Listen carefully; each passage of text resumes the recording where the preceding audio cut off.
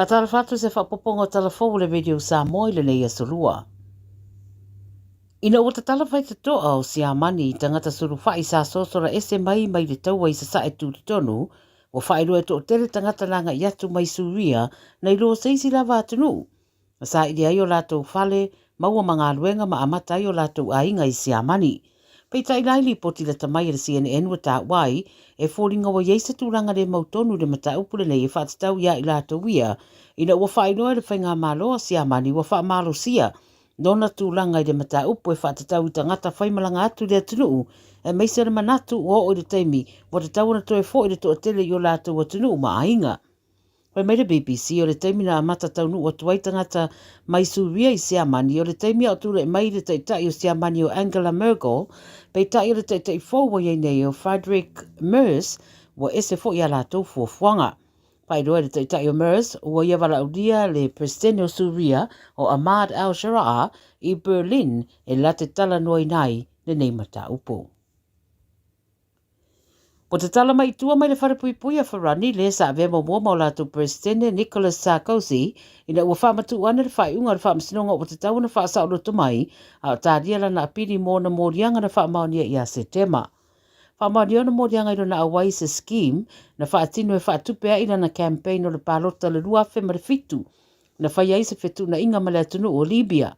I sana whamtaranga sa whai rungo peng te whailangi na ua mai a ave ese mai le wharepuipui na i tā ua i orona nganga whaafetai i lātou uma sa tau mo Faiva sosoani ma lango i a teia ma ua ia whailo le a iloa le mea moni i lana apili wa iluma nei o le whamsinonga.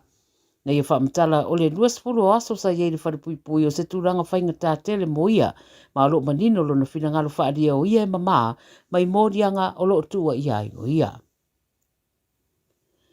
O se waalele lai titi sa fuafue a veile uta o whesoasoani ma sapalai mo nei tangata na awhia i a whamalosi i Jamaica wa lipotia na lavea i se no fuanga lata i le whaitua Coral Springs i Florida ina ua whato a amata na lele ese.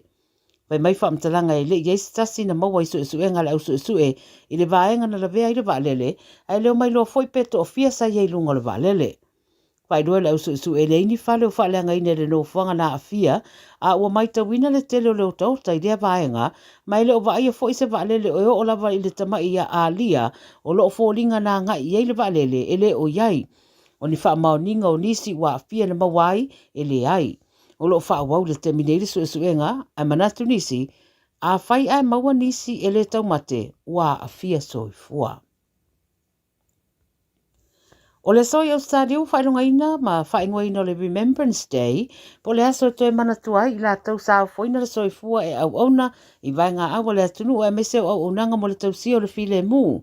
O le tausanga nei ua whaalauroa ai e le Australian War Memorial i Canberra, se video wa tu whatasia e whailoa ai le tāua o le au unanga na whaatino i la tau ia e meseo whailonga taualoa na tau au ina mo le tautua. O le whaatonu o le whare mātaanga o Matt Anderson i Canberra, na ia whailoa au tō manatu o stadia e manatua soifua i la tau ia, ma le whaamnatuina o le selau ma le fitu tausanga talo na mai a le tau mua le lalangi, e au fōio na manatua le sidia ma le afa o whailonga taualoa o Victorian Crosses, sa tau au ina i fita au se talia, i le teimi leo le tau mua le lalangi. O lulua i tangata Australia na mawaina le Victoria Cross i le Faiva selau o le kapteni o Neville House mai le New South Wales Medical Staff Corps o na olona whaasau ina mai o se li i sa manua a o vevela tau ngā whana i le Boa War i Afrika i saute. Manitana Muli, wa whaamanino le whainga māloa le atukuki i le so, o lo o wha awau pēo no lātou nau e wha awau le mafutanga wha umi ma New Zealand. Whailoa le Radio New Zealand lua vaenga o whaaputu ngā tupe fuafua mo le atukuki, ua tau fia pēa New Zealand i te tono le rua tausanga, ma ua o ai lea vai ngā tupe le 30 miliona tala New Zealand. O le whese se inga le vāo tanu e rua na amata mai, ina ua whaia ni saininga o whengainga po marienga le atukuki sa whaia e wha masaina i le amatanga o le tausanga, saini ai le pāre mio le atukuki o Mark Brown. E manatu le whainga maro New Zealand sa tatau lava, o na longo lātou i a marianga. O le vasa nei wa saunu ai le pāre mio New Zealand Christopher Luxon, o le atukuki lava ua mafu ai le wha le tonu lea i le lātou mafutanga, ma mana o mia lava sa lātou tali le le iane, i le mata upu lea e toe whaatu langa le le iai sa la mafutanga. Tara ia Radio Samoa mo le nei fo yaso, manuia fe au matiute o fe anga iai. Ua na o le Radio Samoa se furulima iwa toru a mo e tautuaina o e ilaungangana fitu aso le vai aso. Major weather events have created significant challenges for Auckland, while game-changing transport projects have created massive opportunities. It's time the plan for the city caught up. We need to better protect people and property, enabling more homes where it makes sense, where Aucklanders can walk to the shops, catch the train, or live closer to work. To learn more, visit AK Have Your Say Auckland's Future Housing Plan. Submissions are now open. Brought to you by Auckland Council. Tāmaki Turiki. All together Auckland. O mana o mie o e pose i sia lo a inga se fisoso ani tau whi malanga inga mo New Zealand. Imata au pue peo le vaita mai no whanau po ngaluenu.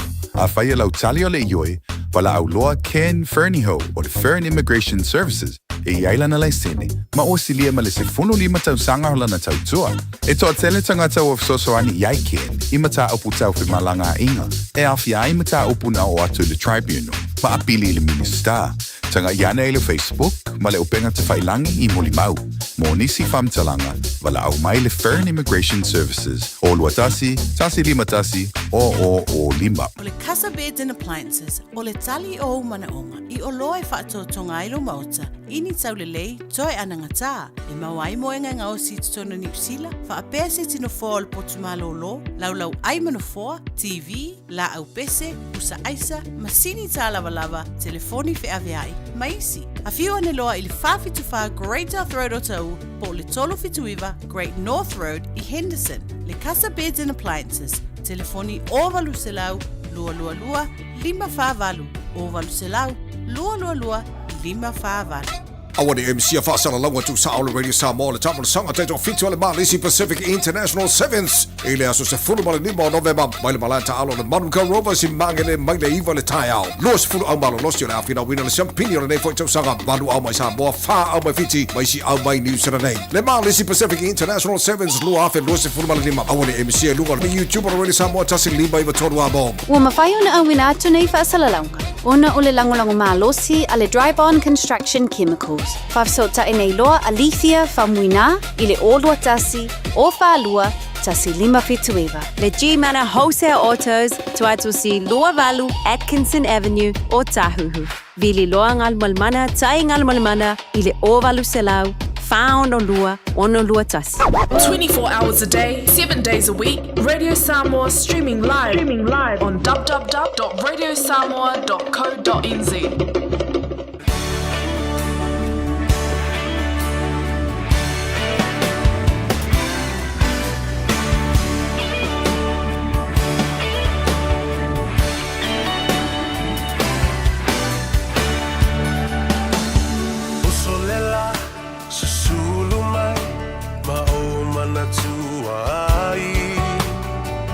Samoa le nuu o te nofo ai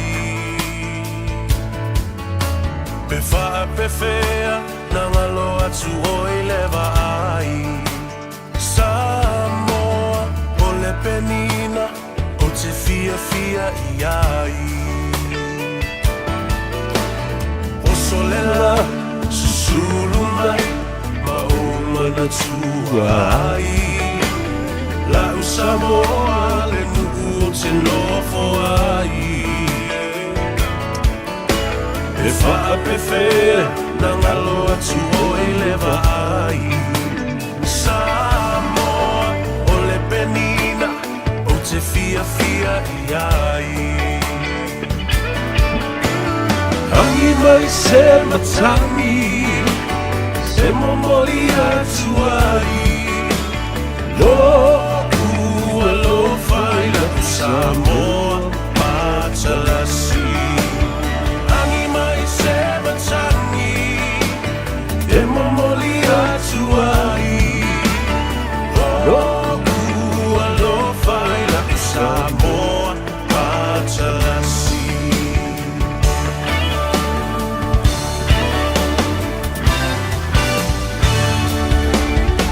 Ola olelea fa asolo La poia o na paolo Lona sami i la pe asulungia ele masina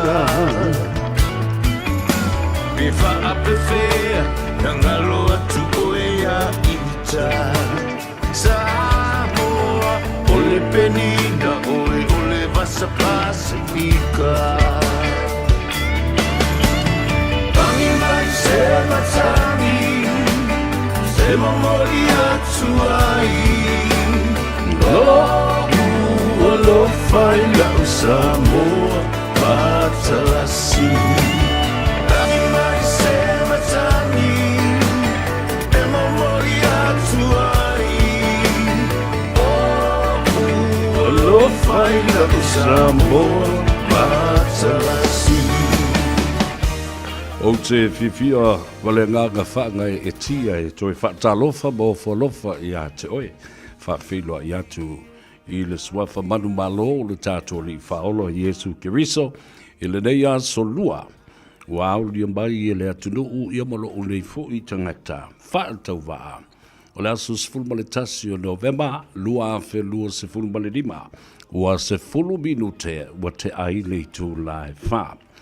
Tā ua lunga atua i male au naga, male tautua fo i le tofa i a fonga bua, po le fitalenga fo i a seumanu Francis Ioane.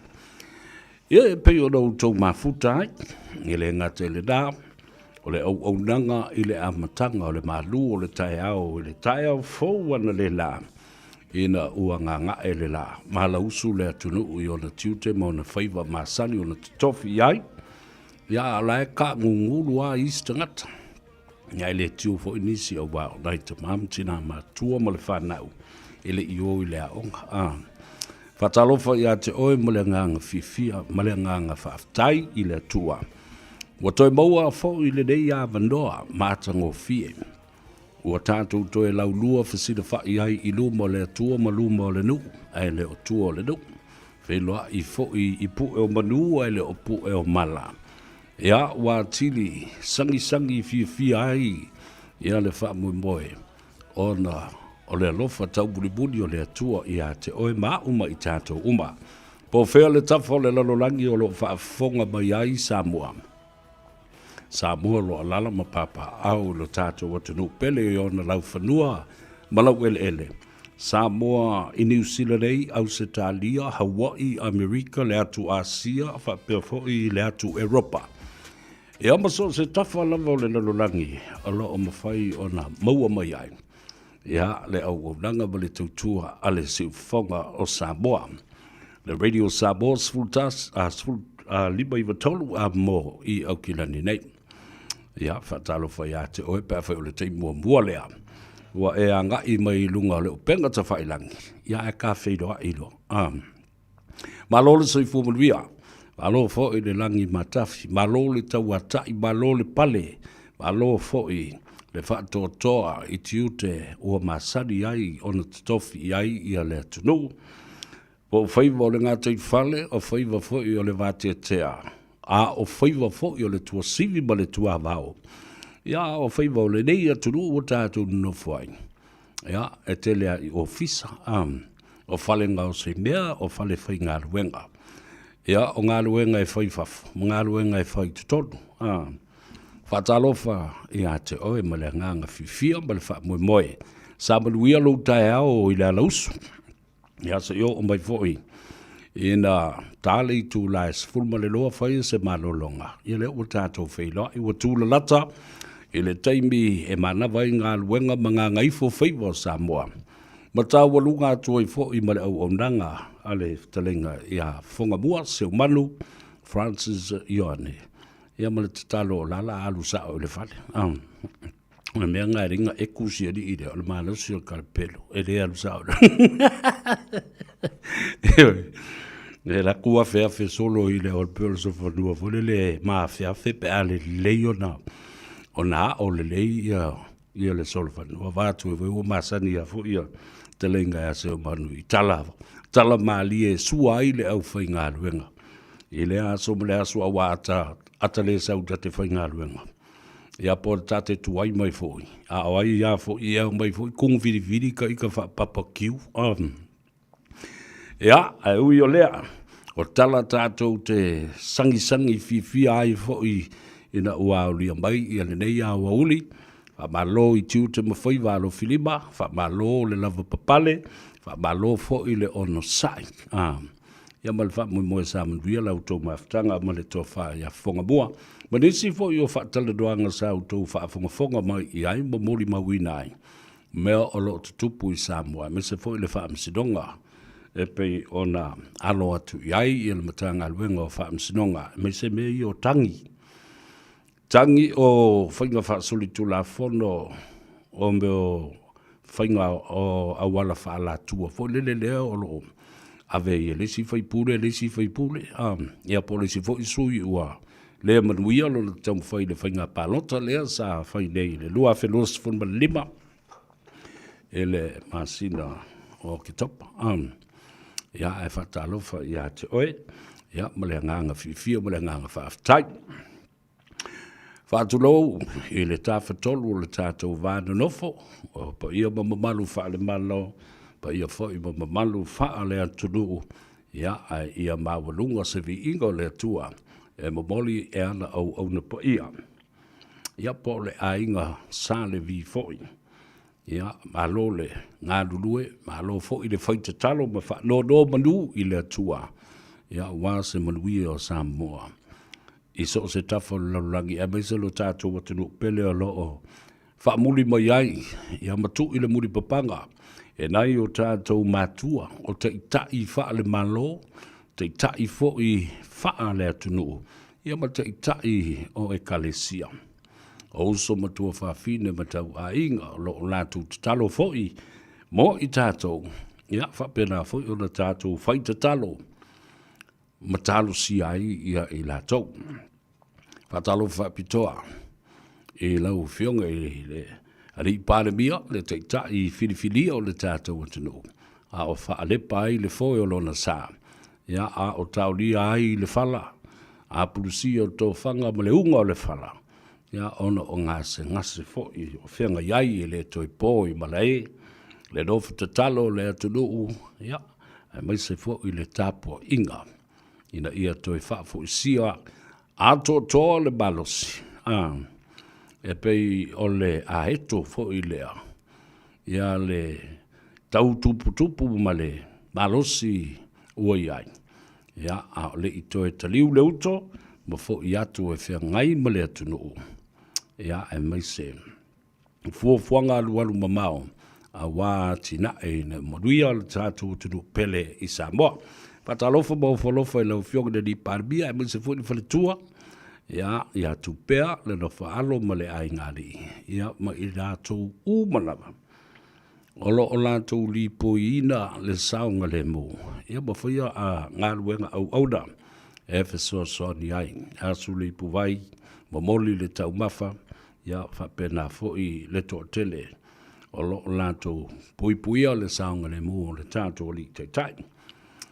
Avatu le whamalo ma le whaaftai. E le tōtele o le au whainga ruenga tatofia le atua. Whata whaitaulanga I fia o lo whai maanga I atu. I amasu atu fwoi I le apisao le fionga I le I pārebia. E a ma whaia whaamaruanga o tālo sanga. Ma mori fwoi le whamalutunga. Whaafowina ai le whiangainga no sia ma lo tātou li whaolo Jesu Kiriso. Ia mamana tua ai lona toto sa whaamalingina mo I tātou malona tino. Whaafetai I le nātau langa o siosi. Ia ma whaamanatu ai le whiangainga. Alo tātou li I titai o le malo. Ia ma lo tātou li whaolo Jesu Kiriso. Whatalofa foi I le pa ia mawalunga. Awa ia nai o tātou tamā matina mātua. Atalofa I mauta malawa, ia e maise fōi o mauta ngase ma whale o tangata mātutua. Ia, angalele I atu le atua, ia whea atu lava e whatalofa ma luluri mai lo ao, ia ma le wha moe. Ola o maua lo malos, maua lo fia, o le mele I nei, I lo utal tanu. Po a lava le tele o ngase mati ngā o le tino. Ai a maua le loto malie ma le fia o le tamā ma le tina matua. Ia e pe I tafi e sea le tele o wha le tonu le tino mati ngā. Maua le fia e wha pēnā fōi. ona ubi ai le soifua avatu le whaabalo i a tau.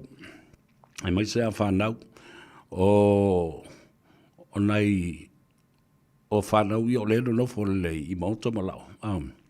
Le la tau tiuta mal matafa i oile na ole wa ai o le tinifu lele i oile a onga. Ia, whapena fo i le wa ai a whaalelei ma le tau si a whaalelei. O nei o tātou te mam tina mātutua i tu ansin sina. Whaftai atu le nanga luenga le lei o lo outou whatino. Ia, ona o mai leo la o whatalofa i la tau o lo ilunga o le api o whauringa.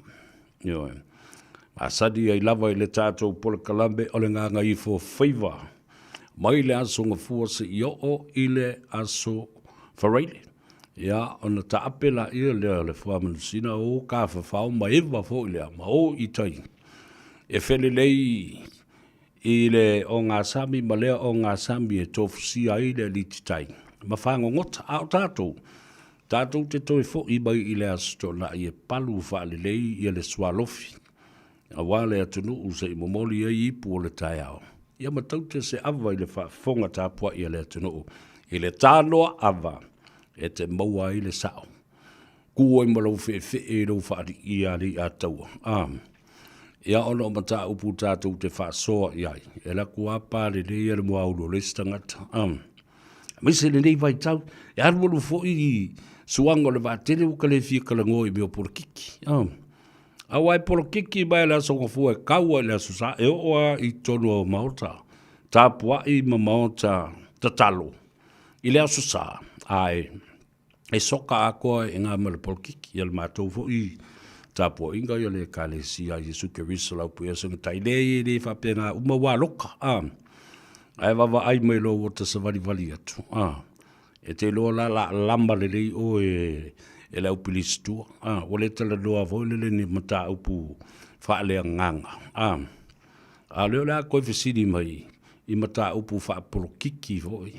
Ngau whai loe le lei. Vai. E re i sauru whasa kako koe kiki polo ma kako kalango i ngā mea. A mai se mea whaalea nganga ma se mānai whaalea nganga se i o uai ai. A mai se mea nice whaalea nganga o le sa vali e rea tua. Si tātou ai matau ma mawhai. Wa alu le vai asu, ono asu le vai asu, kako kalango i mea o le larulangi nei. Ia tali e ana i tau ina ma. Ia ma le au uso voi. Ia ere mawhai. E tau mawhai a e vane atu o i whoilele se i whaise tala. Ia po wheo o i ektu ila epa ma le i tapipi a wheo o i eile sunga lauli ma le. Ma le whai ngā malo. O wheo o i ei mata whea i eile sa o whaapito ma lana vaenga. O to wawa i me fisiri e kangaka. E o ai kongo le whalisa. O la vai fisiri whao keo fo i au kou. A la me kou kere whaalongolongo le le ia i le aso umo le vai aso ma le aso tonlai. Ai le iona pau ai o wingo tangat. E fia wawa ai. A whiloa i fo i le tino, whatalofa, o la vai manao. E toi tatao o tō fo nisi whaamtalanga. I mea lava whaupu whai o malo, ma mea nei o whaamsinonga, o upu e la lafo e lau whai porokiki, ia ma upu whai o malo, ia o ai o lo o tau o i maa, ia a o ai fhoi. Ia o lo o whai le mea ta o le tau wha se, ma le tau wha leanga, ma ia ma le tūlanga le na. O mea umana e sauleata. A wala e te whaali i eipe, te tōtā mai e. Na pau au le tālonga e whapena, na whai. O ai e ta alo le tino. O ai e ta alo fo i mata upu, issues. Ia oi fo i e tau ai maa. Ma le au tui pātua. E whapena, a le me taua. A ta alo e whailoa i nai ta maa, ma tina maa tutua fo i lea. O le tala le da. E whaalongo. Ma whaatalitali, a lea se oso, a lea se saumoria, a lea fo se mata upu e au mai. Ai maua i le ata. Ai tā ua le sa vali o lo momoli. Ya, fa malo le sui fu maria a Faiva to a e to ai tonu o mai lo sa mai Samoa, Australia, Hawaii, America po fe lavo ke lope na nga I mai ai lo fai nga malang. Malo le malang manuia ma tau mai iau te ro rei. Kia ora tato. Me fa pena le fa filo ai fo lele. Welcome to the land of the long white cloud. Welcome to Aotearoa. Alo le malang manuia. Ya, fa mo fo e se teibi o mua. Toi te liu le uto, ma toi fo yatu I yatu nu o lo o tau wha bautu ai. Ia, ma ngā lulue ai. Ma atina e ai o tau ai o pisinisi. Ia, ma nai au tau lava fo I palupalunga. Ia, manuia le toi fo yatu. Ai a whai fo I o lo o malanga mai o no pe au wha mabae. O no o toi saudinga wha le ainga o le tuu o le malo ma le sui o le fono. Leo te wawa ia tu lungo le apio fōlinga. Ia Facebook page ia whapena fo ia leo penga ta whailangi. E whai asi to tele fo ia e ua wala au iei le tua. Ia mauwhiti ai le au pongisa le tele o a inga whapea fo I o mafutanga o e kalesia o lu o mafio anga mai tu malo. Ia o mafutanga mai mamae. Ia ele asi si whai loto. O le pule whai tō tasi o le atua morona Faiva nā. Wana o le atua lava nā te whaatino ina Faiva ia. Nā te au mai le tangata I le lalulangi. O ia fo I nā te toe whafo I atu. A vea la le nei taimi ma le nei ia vanua. A vea ai e whai masui o le pulenga ma le au whai ngā luenga. Ia me se fo le tātou pola kalambe o le ngā ngaifo Faiva I le nei ia solua. Momoli e tuai wha mai senga, wha mawhanwhananga, o lau whaanga, mai se fo I o mo onga le lei, mo I lātou uma, ia, o lo ua moa I le loto mawhatia, le loi whawhonga pa uma le loi mata malingi, ona o le misia, o mawhatanga mai na pelei tu tonu a inga, wala au iei le tua ma le a le toi, no fo ia le no fo tā vita o le malanga e alu e le toi fo I mai. Talo fai. Ono sai. Malava papale. Lunga le apia fo linga leo vava ia tuanga I mai I le tō tele fo I se umanu. Talo fa lava. Ma lolo sui fo manuia. Mua mai lava lo uso. O tausili tua I malo. Talo fa stau. Ma lolo le on sai. Ia anga le atu le tua. Fa fo usia fo I le malo si le tino. Ia te oe le uso. Ia fa fo I le ainga. Ia, ma le whaletua ia ana, wai nana o tu o le leia le whangu u mele sua u manungi o le olive, mai o Israelu. Ia ana e malo lo ma lomi ai ma fo miri e lo vai. Paso se mea la volo tino, waftai le bafuta mai, le sunga e stau tua I malo. Le uso e sibona ta vita, ta alo falava brother, alo le soifu mduia, ia, wapea fo le tato ainga. Tauti family muliumu po o fea lava o iai ia ne uso e ta vita tauti o uso matua whawhine o le tauti family I mai le tātou warota o nā vu I vai vase I motaa ia whatalo whatu le I atou o savea tama o le me e mo le whetu I nā vu Sam Simaile talo whalava ba lole soifo mduia whamai So I fo manuia le atua, mata tu fo I mātou, manuia le polaklamba ne tele musika, pa ua maua mai se tala I leo ngāli I fo I lea ngutu pua ai I Samoa. Tu lou whaafunga le tunu. A utoe whini tala whapena, na o tala mali e. Ai le wi ngā.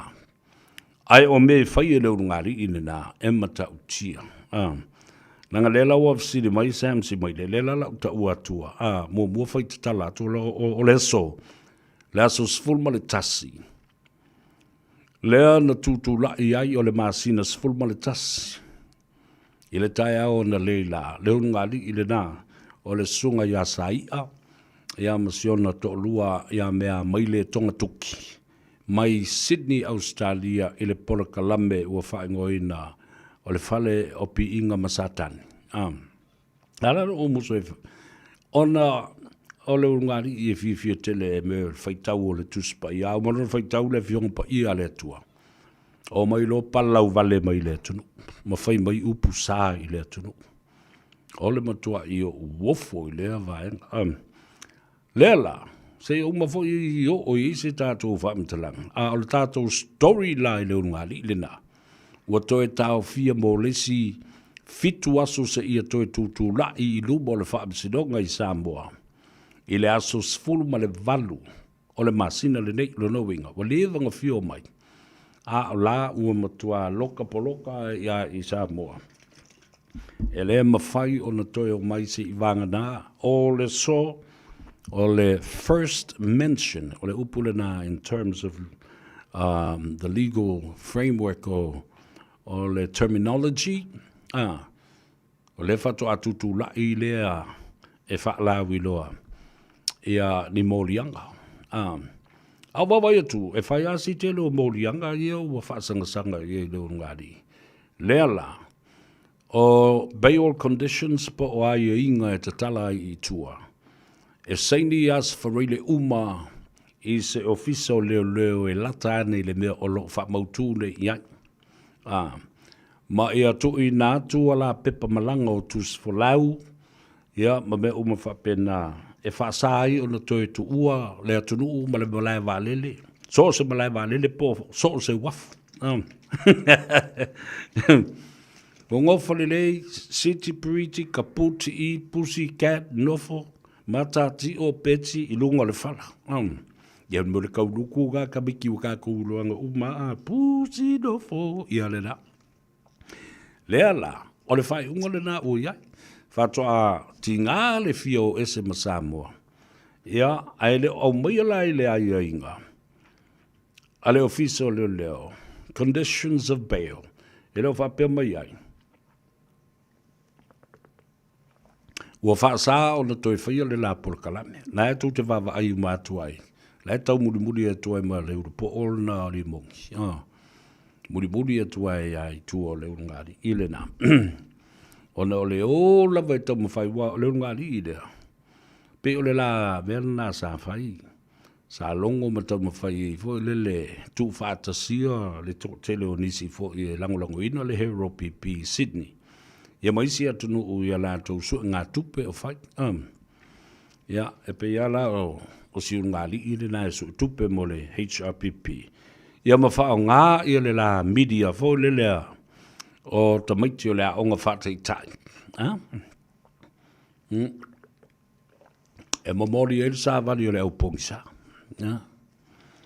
Ia, le nāla. Wa matua I mawhatia I lava. Sito ina, o tu le epa, ma limoni, ia mawhontoe, ma I lātou malava. I le lātou campaign lena whai nei ma le wha tosina ma le wha lawi loa.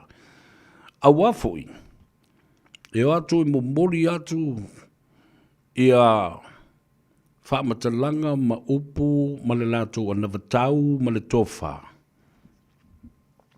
I se urungari ua matua vai tele. E o e wha wau le sa vali ina ia mawhai ona li liu mai loto tangata. E le mawhai. La whawhia ona whai pēr whai. E whaatapu laa le malama ma le loa. A wina. How can they do that if their knowledge is limited? The limitation of what they've learned and how to deliver is limited as well. Ia le na. Nā mai lola ia leo le tō whā le ia le au. Whai whai longa bala au whai tikeli o professor o fo mai o lo ia ma mea uma. Nā mai a palu whaasa pasui I leo ngari I leo. Ia nā watu lola ia lea ua nini ai matau tangata ma tā waso ma pōngi sa ai whapena matalinga wa tutuli. Wa le mālama lama I le sā vali le la afe. Upu sa sawa upuna. Tala sawa le upu le na. Ma o le ala le na. O le wana fautua I na e nisi whaipule si ndia. Ia le to ina ia tu le epa ma le ala, mai lato uma. So mau ma so ese mai le toi wha o ngā ina o lea tu ai ngā a vaenga o whale wha saralau. Ia tase no bea. Yeah, no, it was just a platform on social media that these people used. And look at the outcome. It was one of the most negative outcome that ever. Yeah, and has continued to embarrass HRPP and its leaders of how the campaign and the manifesto was ever delivered to the rest of the country during their campaign and their road shows. Wafu ile masani ai. Le masani me ta o le whaalawi loa ma le sāwa wari le ala. Ma le malele i le tūlanga e tau e le mamori le nātou wha maanga wa ma le tau o lātou sā wali i o e mori. That's what for you. That's the whole package right there. They didn't know how to use it and utilize that. Ngā le o ala i lea lau le wālea o Samoa, lau ia le ai o ni whailonga ma le loa e la uli ma lana whainga ma lo fau, a tula i mai le lua whelua sifu ma le tasi toe o mai fo i le lua whelua sifu ma le lima. E re i umari a onga, le ini whailonga, le i se anga waa man to mai e loa ai, whai ma fau se ma lo, ma whaatamo e se ma lo, a wanei. Pe mai se longa to o soa le la ma sui le me o soa i le la. Yo e mangoto i le la, pe to e whanau whaalua mai, pe soifua whaalua mai ia. To e mai o ke riso le rangi whato a mawhai, pe lata mai ai, ona tau songi ia le sunga le lauri al maari e toa. I le tofi pa le mia. Wanti la ia, wala ia. Awau te loe ti ngā i lava loto. Pea whai atu tala ia le ia tau sa vea walanga lau whaafonga le atunu. Ele se le tala le avatu. Wa toi folo ia la tau upu ma toi whaafo i atu. Wa le i lopo le alme la whai upu ia na whai.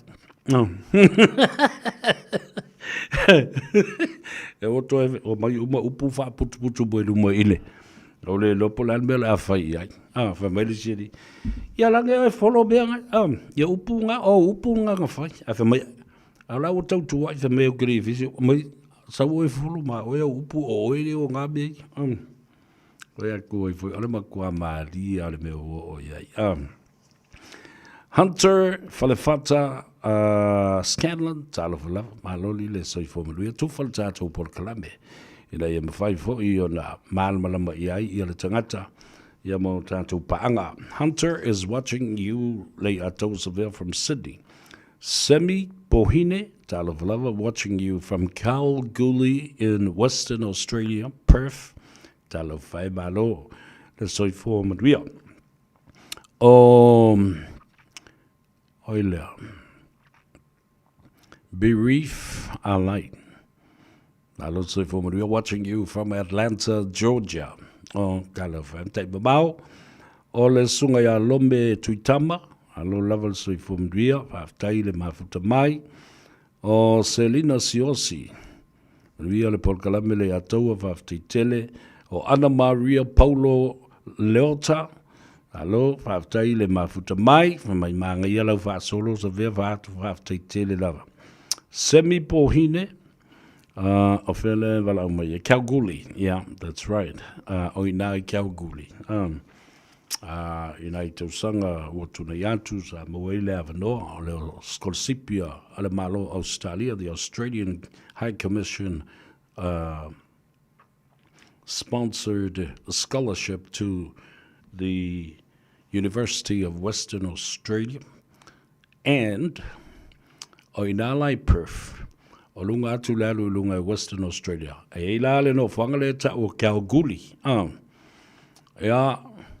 o i e maina ai ia le tele o minerale fo lea. Ia mai tō tele Samoa ia fo e ngā lue ai. Sa e la si o tō whawhine sa whainga luenga. Ma o ia sa purea ia le umukuka po le tū noa fwoi. O le no fuanga le tā ua tele e ngā sese ai tau maftanga. Mana tuala o le maina. Luas fulfa I tu la fitu aso le vai aso. E fai sifi. Fa mai lai o ai le tangata e fufulu ipu. E fas fulu lima ta lai le itula. E alu solo I ai ma to tele o tātou tangata e o ia ina. Ona o le lei o tutongi. O le au ave ta vale ave loli fo ele la o ele pala ma le ele pe ao ina sua pe tu I fo I le maina. Mai ko ki a fixu lima kala ele kula.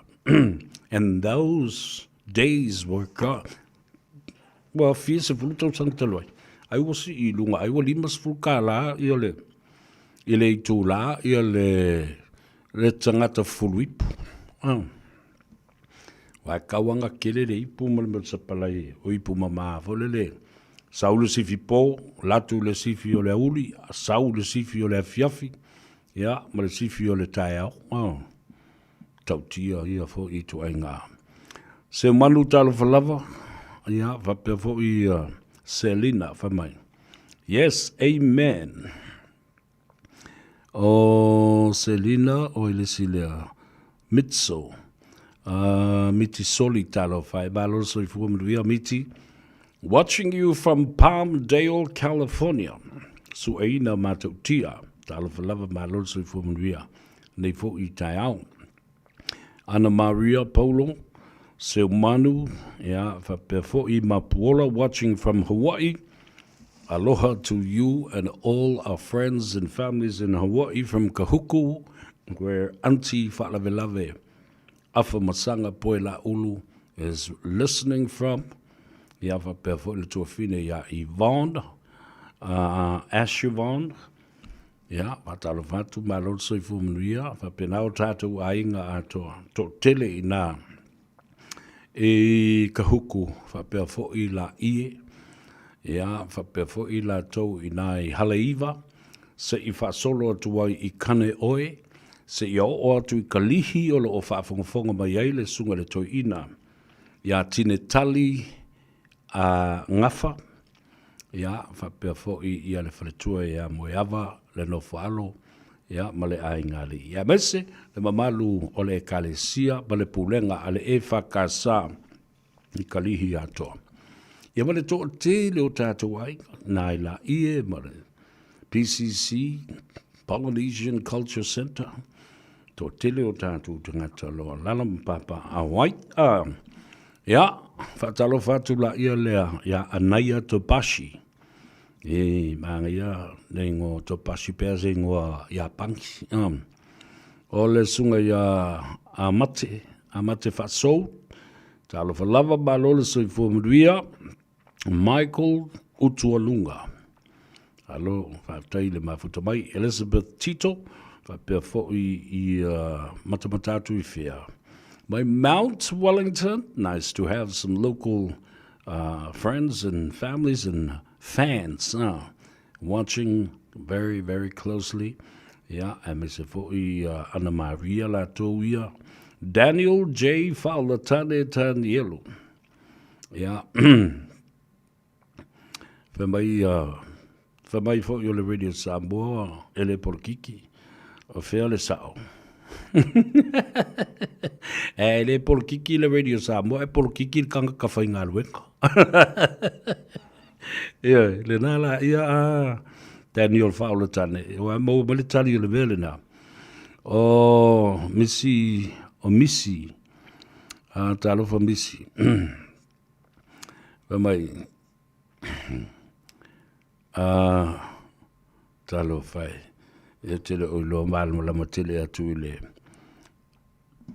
I si vaenga le vambai o maua pusi mo fika wi lungo le opa le lunga li ila o loka I Samoa e sau J Morse ya awa le melna la o tupune mo leva na fio mai a o le mafaino mai ona fai si tele o mo rianga la o ona ia sai ia ma mea mai le tu tonga tuki a wal fai usa a wale na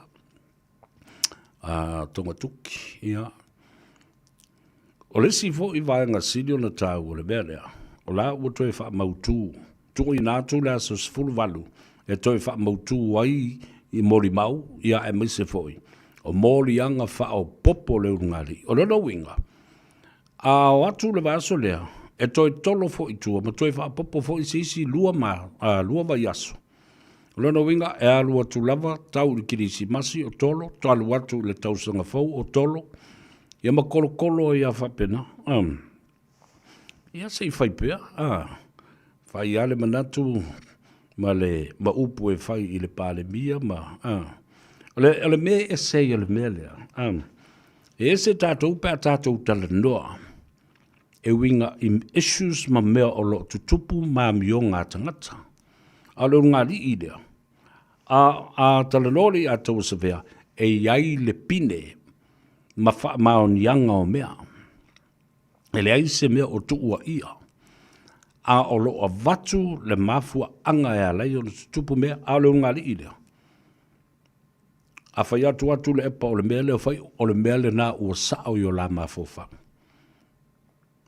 Ia ona tapu e lola ia le tangata, a la wha matalanga, matua inga le wha vaya.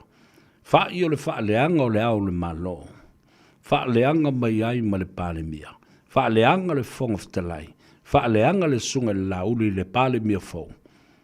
E o lava i le tamaita i sa o wha pito i lona tulai mai.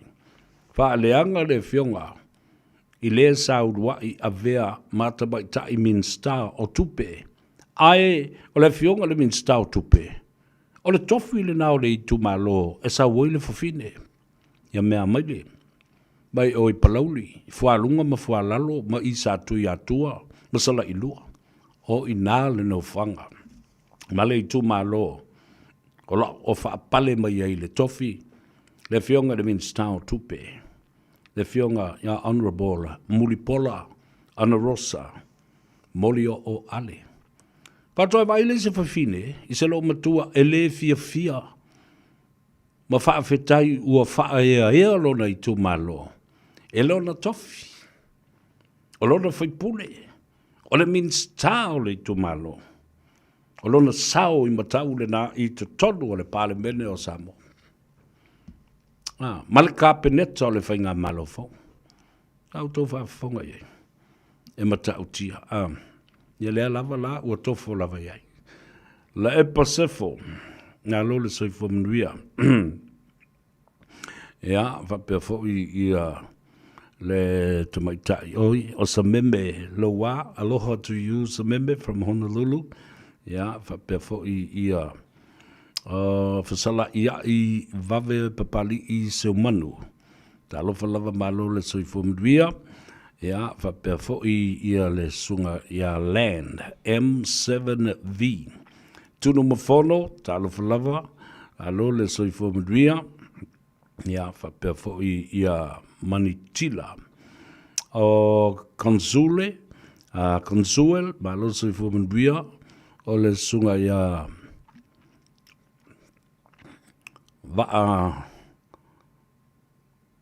ia ta ua malo le soifo mnuia. Taile mafuta mai. Tufo le tātou por kalamba i nei M5. O na maua fo i le ata ma le malama le tōtele o le tātou tano. O le melale na o la motu la i mai nei. I le urungari i le i Samoa.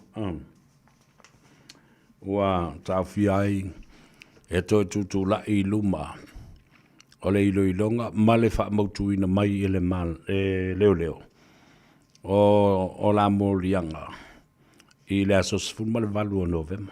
Nuk te alonga la e whaikirisi masi ai o ma whaikausanga whaua.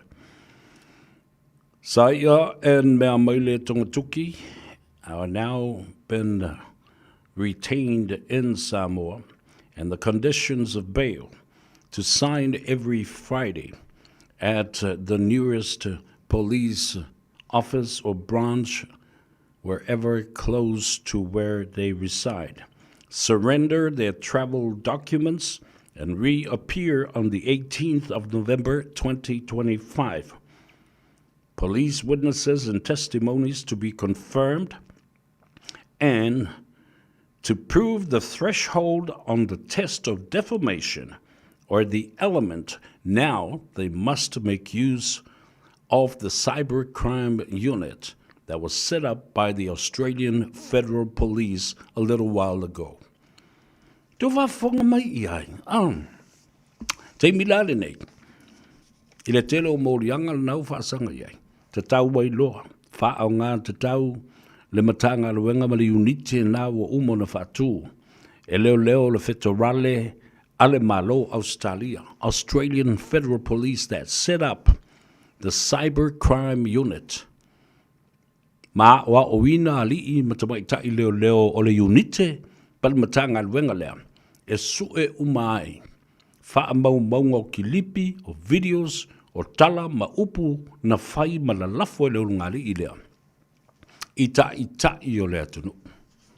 It's all there. Yoe. Awa ala o tunei ai whaapere whaamsinu. Au maila I luma. Ia kilipi ne I tāse I o whaalongolongo ba o wa ai le lei I ai I upu o tangata nei. Awafo I whaingofie ele cybercrime unit, they can actually differentiate an AI or an artificial intelligence clip and an original real person clips. Ele meole. Teknolosi vole na, but o la o mawhai, mo kore lo le lei atua o tangata I o na la fua tala ma upu lea o tau te tala mai. Tui, tala lava tui ba lo le soi fumanuia, lo mai mo mai Adelaide. O patolo fingota, tala lava watching you severe from Melbourne, Australia in Victoria. DJT Tiatia, tala ba lo le soi fumanuia. Ia fa pia fo I o fa amalanga I tunu, pelo iai. Watching you from Massey in West Auckland, le tulangi I sisifu o leana wala au mai tangata mai sa vea whamana mole o whemba o ele tau vai sifu fatu o ina I le melna le ta o Grand Market, na ona whapena atu o Grand Market ina I Massey. O ile sunga lea, whasala ia I vave pali I talo whalava, ma lolo le soifo manuia, tai Jimmy Bird. Ai vo ile ngo o le foi pa anga tatou le li o simi e ti e lunga o le manu o le I lunga o le tau au o le manu ya ma lo li simi o o mai le o la utala no le mata pule vai le I mela fe lunga lina o le mea molia sa tau na fai I bail conditions along ngāri I lea. Sā te tau, e le ngata o na tau fia I Samoa, seini I asfarile uma. Tuu ia ua whaamile no la ua momori I tutonu, ma tau fia I leo I o la tusfalau. E toi tula ia I le asus fulma le valu o November. Ai te tau fo I o na tau fia, o na toi pu e ina sa la pola kalame. Ma toi whaia ni la whaasala lauga. Langa o I e whisiringi ai le ami o tonu. Ai se a. Ua ese ai ia le whainga o tangata. Why are people treated so differently? E taipeila o le sunga a papawaa masi o na whale tuo ma isi fo I tangata. Ia. It's just a suggestion. Ai, o le mea le nā e pule ali I male matanga aluenga o le leo e peo na iei le teimi le nei. Ao le cybercrime unit le nā.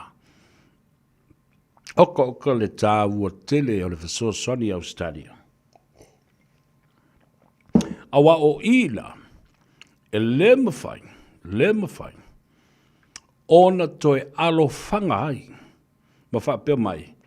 Ele o iaile technology, there is no such technology in Samoa to actually find out cybercrime or crimes committed in the cyberspace.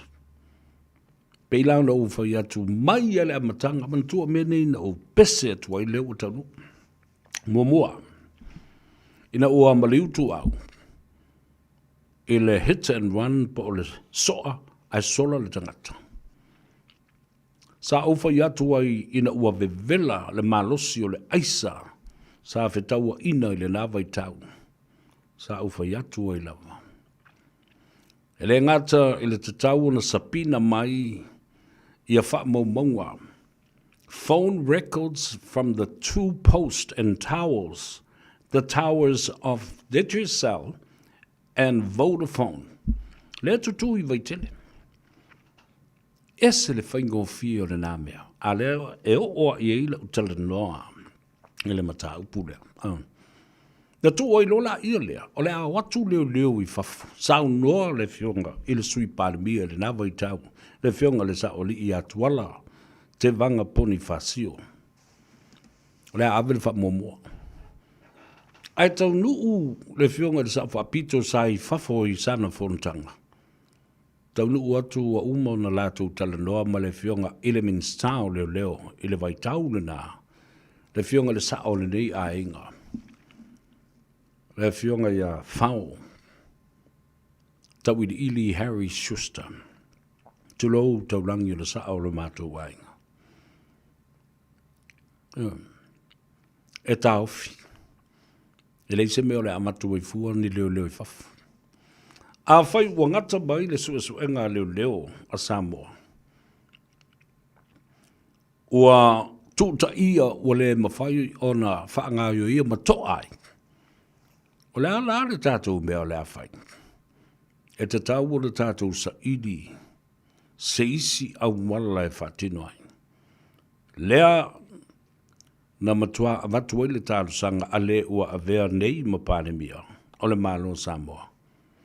Te tau o na avatu ni leo mai fafo. Foreign police investigators who are experts in terms of forensic investigation. E apo le ala wala le alo whanga whai mai blah blah blah. Somebody was behind this to actually cover and stop forensic investigators to come into Samoa. Yo, o lo utali tonunga le nā. Mai, po a fo'i ni mafua anga le whaavaina. Wa tātou I loa le lei. O Samoa, e whaila le whiangainga ma le malo New Zealand. E whai fo'ila na whiangainga ma le malo o Ausitalia, the Federal Police of Australia. O tātou, o le Friendship Treaty ma New Zealand.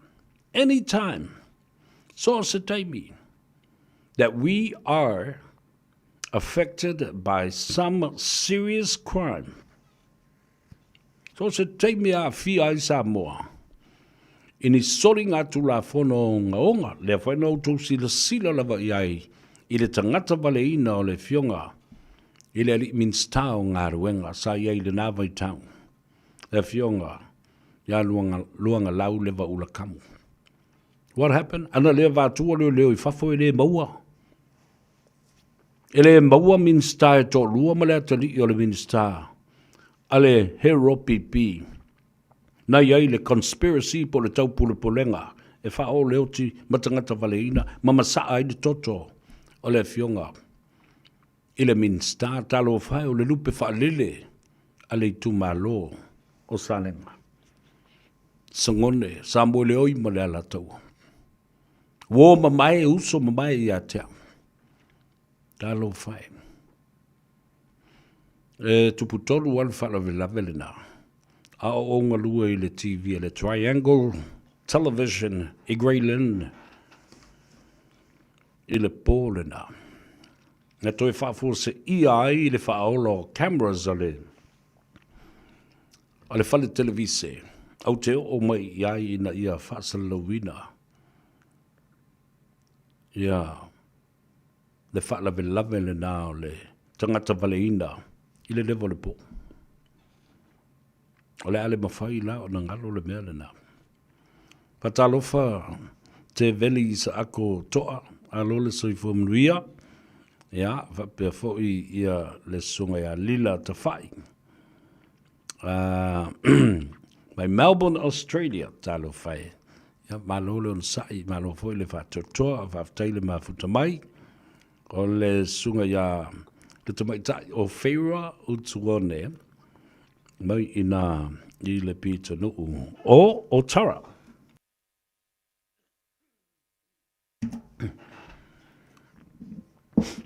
Lea la wa iai nei le tātou Cybercrime Unit in Samoa. E soe umai. Le wa uina fo'i ali ima te maitai. O le matanga alwengo leo patino le lātou to mai i le whaonga ina o masini, computers, ia whapena fo'i a wala o suenga. I te vai o iai. E o lawa le phone data po o numera o le whaonga ina o lau telefoni. Me o tracking devices. E stoa umai lunga o pouia. E ta umai lunga le data le tu lunga i. O te matua le lopo le mea len fefefe leo e whaile mea lena. I look forward to the new technology and the information. La le nai no whaiat. O ia fefefe nei lai o au mai. Ma mai se court order through a judge and subpoena. Le unginga le upolana subpoena. Au mai le tula folo ma le whaatonunga a le whaamsinonga. Ta wala mai se whaamasino. Whaatanga i leo. O nunga e au mai uma records leo lo whaamau i lunga i. Ta tonu mai. Lea la o ta talo li boni. I o le palemia. Au mai nei lava. Au mai nei lo lani leo su e whapitoa mai whafa. Leo te whai atu ia le ala. Pore sunga whai limoni. Don't you worry. You've just made a wonderful wish. Ua whai lau mo onga malo mana onga au mai. Ta tonu mai oe, you won't be surprised. But you might be surprised that your wish will be granted. There will be experts. There will be special police. There will be people, forensic, audit, investigators, expertise that will soon be in Samoa. E te fia ula iai. E te fia ula iai. Lea, o mo ngana. Faiva vale, o lea ua whaalongolongo atu iai, lea tunu uma ua whaalongolongo atu iai, le malo, le pale mia, ma le minstao le matanga alwenga. Tal tonu iai. Your wish will be granted. At the end of the day, you probably didn't wish for what you just wished for. You know, yeah, we mana o ia. Yeah. Au mai lola ia lea. And I ask you, your Honorable Prime Minister, grant him his wish. Yeah. Ia whatupu ma whataunuu le moe mitinga. Ale tamalea. Yeah. Wa mana o fo ia wa te tau na maua ses. Wa te tau o na wha mama lona ingoa. Masiana whanau ma lona to lua ma i lātou uma o lo lau manu ia o lātou ingoa ma suafa ma a inga i le mea lea. A mai lola ia lea. Au mai. Leo o whaiatu wai nei. Ma o tālo sangatu. Ma le loto maulalo ma le whaalo alo. E le whaatonu wina le tau wha ma le whautanga. La lau o fionga le teitai o le malo. For heaven's sake, and for the closure of this chapter in the lives of people affected,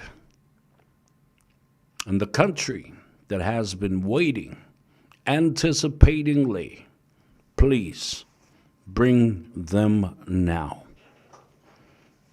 Levan fatali le tunu. Le lava wo fu mai tangata sa lau mulu ia lo na ingoa. O le te popole fo i au mai sa o lo tangata. Mo le lava fu ia la tau ia tau ave le mea. Ma o tau, ma o tau, ia i fo tonu le fu niu le lapa. Pa u tonu al sa mala i lunga le fau. I le to ia ni masalu salonga ma se matenga. A tātou o i whai mea sa sao ma mea mauti noa. Leanga o le ute le lao whai ngā mea. Tātou o sa ili le mea tonu. A leo o whai mai le uso. O ia lea na lau manu ia. I leo tua ia. Na lau manu ia. Ma masalo mia. Na pau ala leo le mea wha mama ai le ngō le uso. O leo mai. O leo. Let's start a freshman tour for it. Many or unsolved cases or cold cases. O meo cases wa malulu o tu le pusa isa. Wa le oto yei sisi tala ma sisi me fai.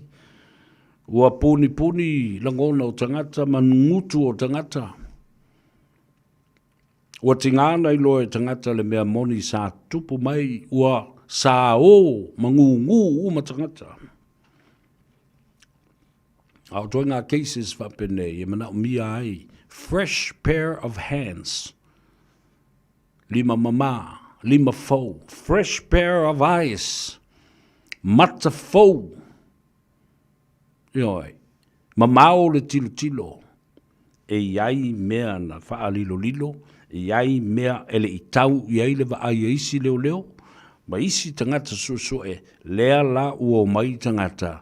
Let's start all over again right from the start. E iai mea will overlook. There are things that were missing, and there were things that were overlooked. Ai mana ia le au mai o mata fou, o lima fou, le anganga fou, o le fatu fou, ma le mafou fou. Whaau ngā iai ma le lipoti, ma fautuanga na mai, i le lipoti na tuli ai, le tau whai le li o le tū, ia la vea li o whatau malama. Au mai le lipoti le la. And in that report as well, there are recommendations in there. The name that has been mentioned all the time in that report. Let's get some proof and some evidence, some hard core physical evidence.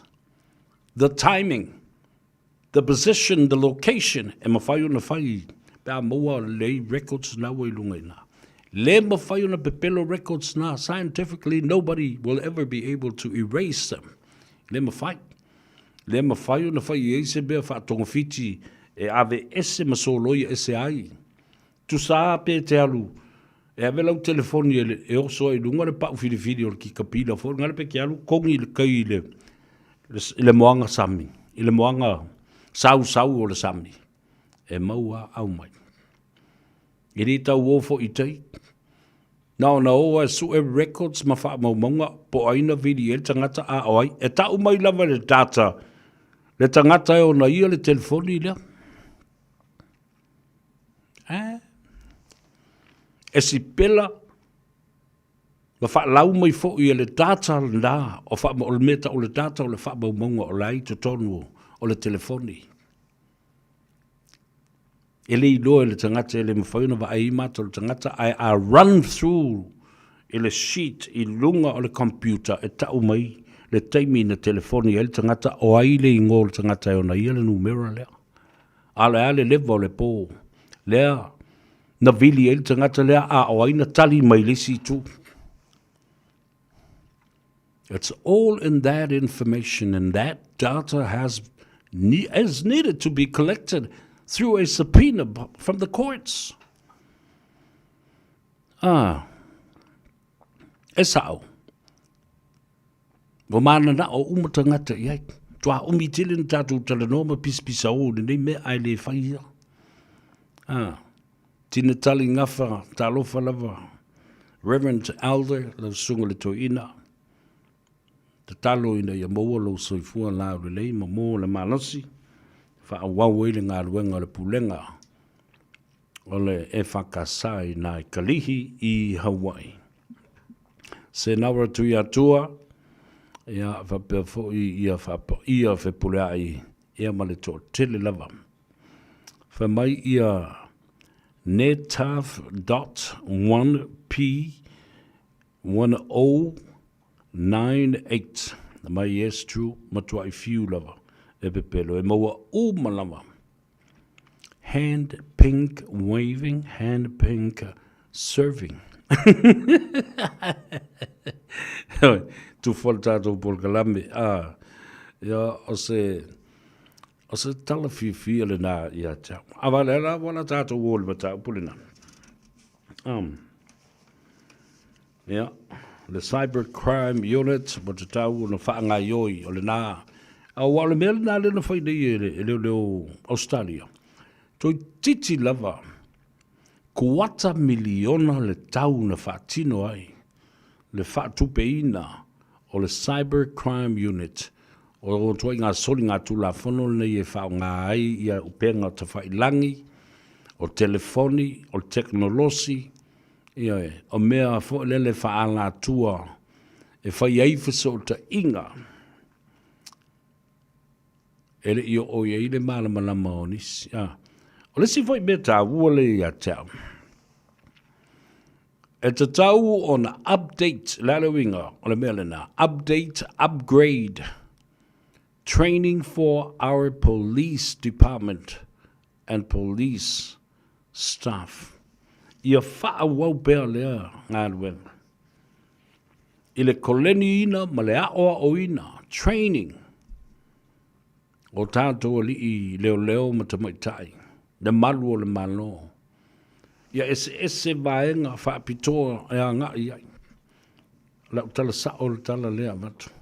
Ana ua ave ni a tātou leo. E a oa uina whaapitoa. Ile to mai whaona po nei o le teknolosi.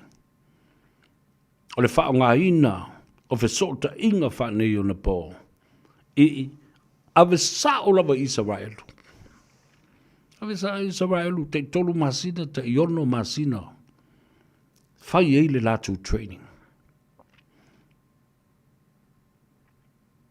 E fōi mai. O le matu wai matautia le polofesa ma le lei. I le tomai ma le aoa o wina whaapitoa. I le sailingo lau soli tu la fono. I lunga o teknolosi ma api o fōringa ma fsota inga.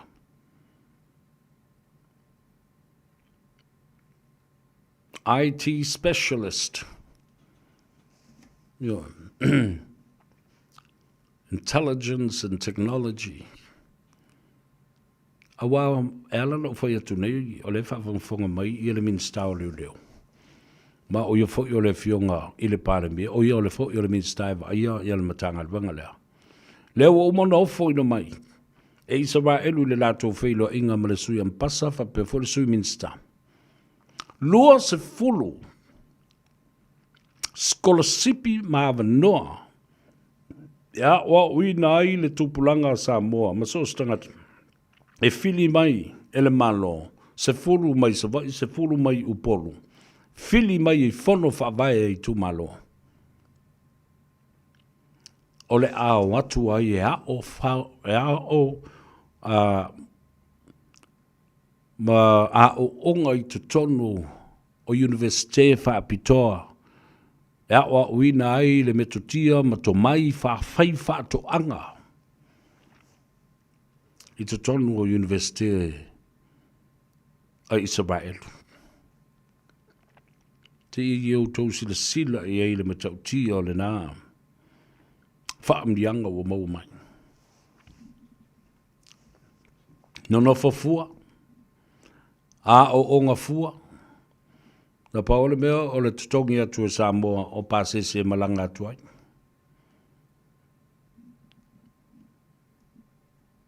That is a golden opportunity. E whapena fo i la, i le mata upu lea. Different from agriculture and fishery and other developments, ai te tau fo i la o na tilo le teknolosi. A watuaini o tātou tangata. E a o tauina i te tonu o institutions, special institutions and universities of Israel. Danga e numera tasia Israelu ile lalolangi ato whapea tātou ai o Amerika numera tasi o Seina ma Japani ma North Korea po aisia tunu o le lalolangi. Numera tasi ai le ainga o le tua. Le tua o apele amo le tua o Isaako. Le tua o Jakopo, le tua o Sapauta, le tua fo ile nao Samoa. Numera tasi. Ile lalolangi. A whapea invente Israelu ia se whainga whaapitoa o se awala wha teknolosi ona po nei. E uma, e tango Israelu ave o Amerika i le lato military base, military intelligence, Center of Intelligence Agency, the FBI, Federal Bureau of Investigation. Ave lo ina develop lo lo vanga. Yo tosi sila foi le GPS the GPS le global search device. Yo le men develop mai Israel watu le military America.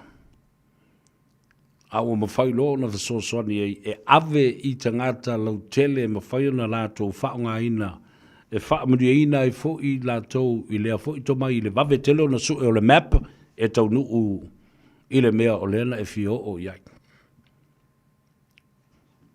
GPS was developed and discovered by Israel intelligence. And was given to the United States military intelligence so that they can develop that and release to the public for public use. Tātou o tala peselea. Yeah, I see tātou o sa ili leva noa, tala noa atu ai. Ile tamatai o anti ile nei fo yaso. Yeah, whapena fo I le tulanga. Alo I se li poti mo I tātou mai le tātou whale tavale le Henderson Cars. Alo ngā lue, alo fole on sai, ya, ma le whaktoa toa I lunga o le ala tele. O le wa spung ma le balu mi rute wa te ai le I tu la. Elima.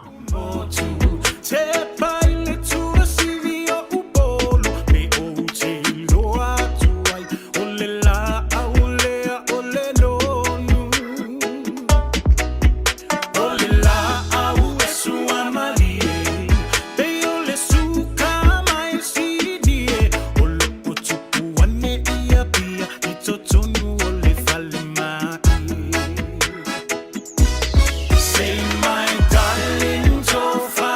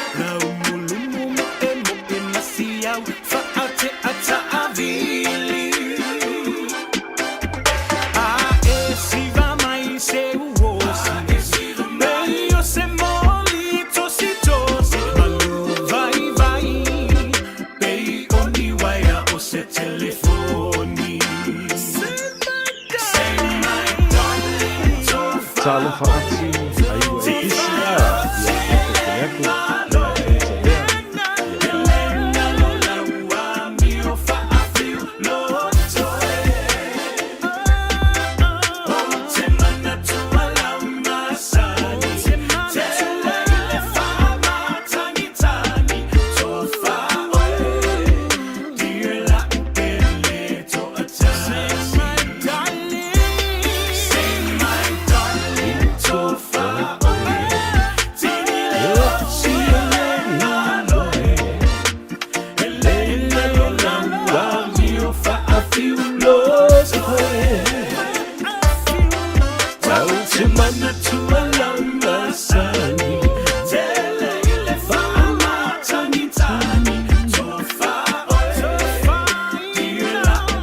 Se o foga bata ko fie o le uso puni ala va a peteru e le dei fo ia wa uli o le a solua ia ai wale mo e mastatu wa noa ia e tala noa toi mo statu li poti ma le mai ta ia ati mai le fale ta vale le Henderson Cars ia ai mo fai ona fa la wi lo pe le la tu atu si se lau Ivas full maleono le to e fasao se lau Ivas full male fa Cavendish Drive I papa toi manukau ia male la tu telefoni le ai se togi o valu se lau fitu tas tasi ia mala au iai so se taimi ia wai tali tu las full male tasi le po na nei ia o lo te tala pe le la tu penga te whailangi le Henderson Cars Facebook page ia malenu mera le na ele se togi over so lau fitu tas tasi malo foi fo ile lato le lato fa moi le na fo le afa pe fa tau so tabale e mo lau ticket e te malanga I Samoa molecules massima le tau san fo mai to fo mai al pangala e kasi le ticket e ko kogi o le ticket le afo ile ale uso la kiki o lo ko lo e ke lo ka fa o yo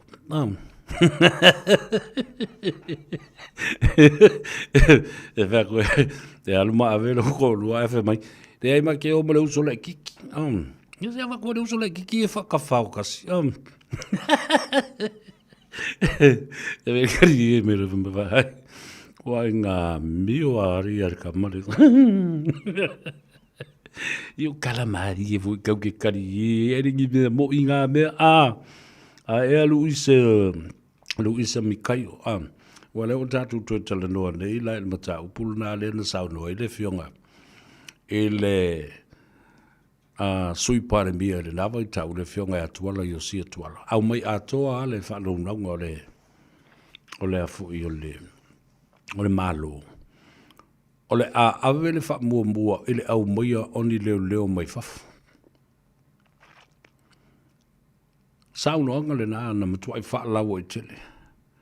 Ai also mai le minister leo le vai temi le na. Le fionga ia fa walo fao Harry Schuster. Ma fa pe mai. Wa toa I le suenga. Ele ise fa mauninga. Ai ele tangata mana e failanga private prosecution. O lo ava no le whaamsinonga. Ai toi au mai le avea I mai I le fionga I le sawhapito. Wa uba ona taunu watu le tusi. Ale tinao tu au malona ainga. Ina ia avea o se whaamanatu. Ia ave le whaamua I le suenga. O le maliu o siantama. O le tangi tala lea ma le pumate. I le fionga I le te mai tai pāle mia I le nāwai tau. Ala le mena whai. Poloka. Le ise mena whai. I le ise whamua na ave iai.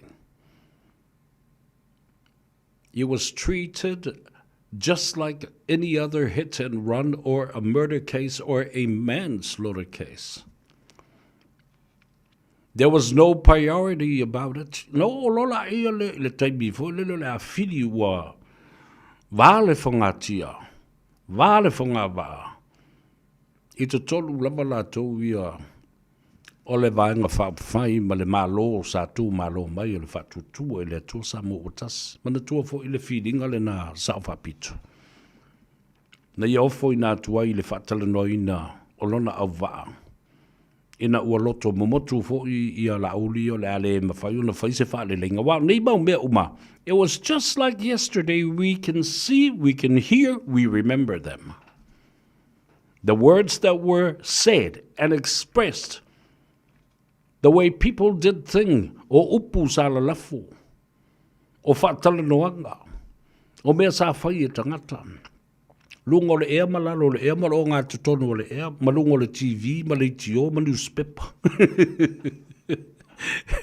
We remember them well.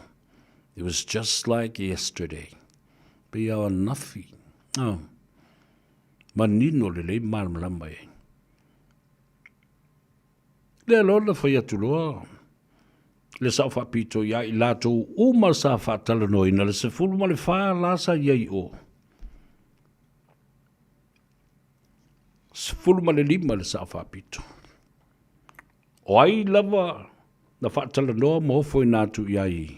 Ele fionga e le sa whapito. Se tofi minister, ma se tofi sui minister, o launi, ta vale, tutongi, nea umalava na. O i ana mani e talia, lele, whai le nā mō ia. Nia tea ule nā vai tau. Au te le i popole i ai. Sa au li potia ma tala noa fo i lo lava langona. Leanga, mana tua. O le tino ma ano whaasale valasi, ma le tino ma ano whaasita ngata, malona a inga. Ma le sotanga i le fionga le sa whapito. Le tau talatu. They are tau. Severe. O le atali i o sita ngata.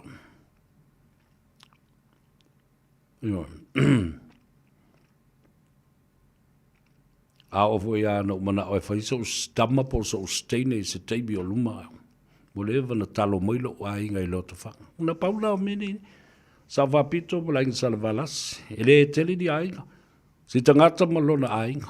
Le a inga sa si tangata.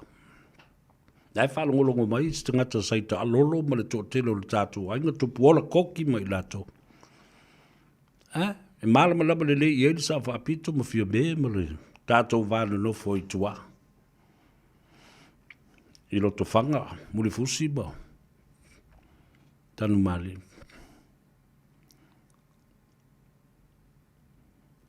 O i uma lava lana muli i sa whapito. O te lei, e lei a whaina i a te. Na oa, sa pipi e a o tātou tino ma a ano o uso ma tua whawhine. Ai, nao a sa iai le lātou tala, e uia nao a o loo piitia o lātou wanganga i le vaenga tō luas fulu sa ia lauri.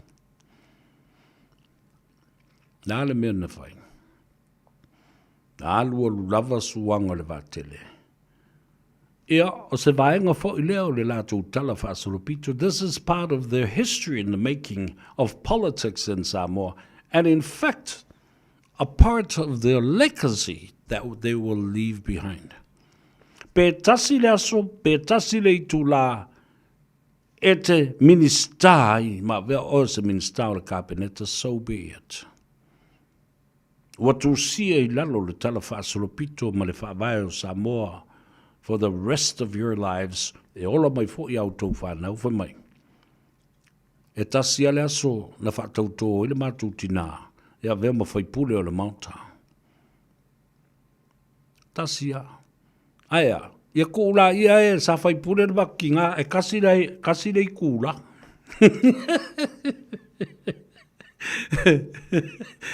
Ioi, o le mea le lana tupu. A toi te tai fo i lalo, o mawhau i tua, pēr whai le leilo, o mawhau le la tā o whatasi. To let me walk you down the memory lane. I le lua fe lua sfulma le tasi. Na tutusa le leia, le whaitaunga, ono fo le palonta le HRPP fa pena fo i mo le fast tai lusful lima se yo o no mai I fio me ma sa ma le fionga atuala e fato o mai e fato to e mus ai fitu fai pule fo na manu malo mai le palonta tele o lei to tonu o le HRPP ai musu tu le epa e fai le whātautonga. Mana o e toso se iau o lava ina toi whaata ape le palemene ai ua maua le whai numera. Ua whao ngā le mata upu o le tula whono the principle of necessity. Ina ia while e mu ma whau le malo ma o loi whai le whātautonga. E whai atu le whātautonga. A lai whai a ta alonga ele lea e tos lo loai. Dirty, delayed politics by Tulepa and HRPP to withdrawn or to prolong and extend the swearing-in ceremony for the new parliament. Avai le vavana lata. Ono fo lusu lima, lusu fitu, lusu fulu. Ana o se I whatau tō. Fai pule nei e tō fitu o tonu lai o ma le manu o lātou loto.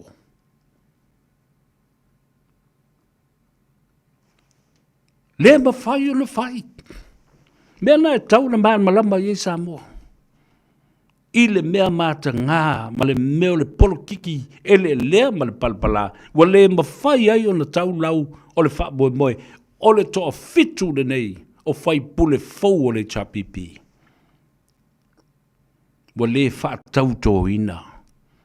If anyone to be blamed for this, whai o la ia turepa.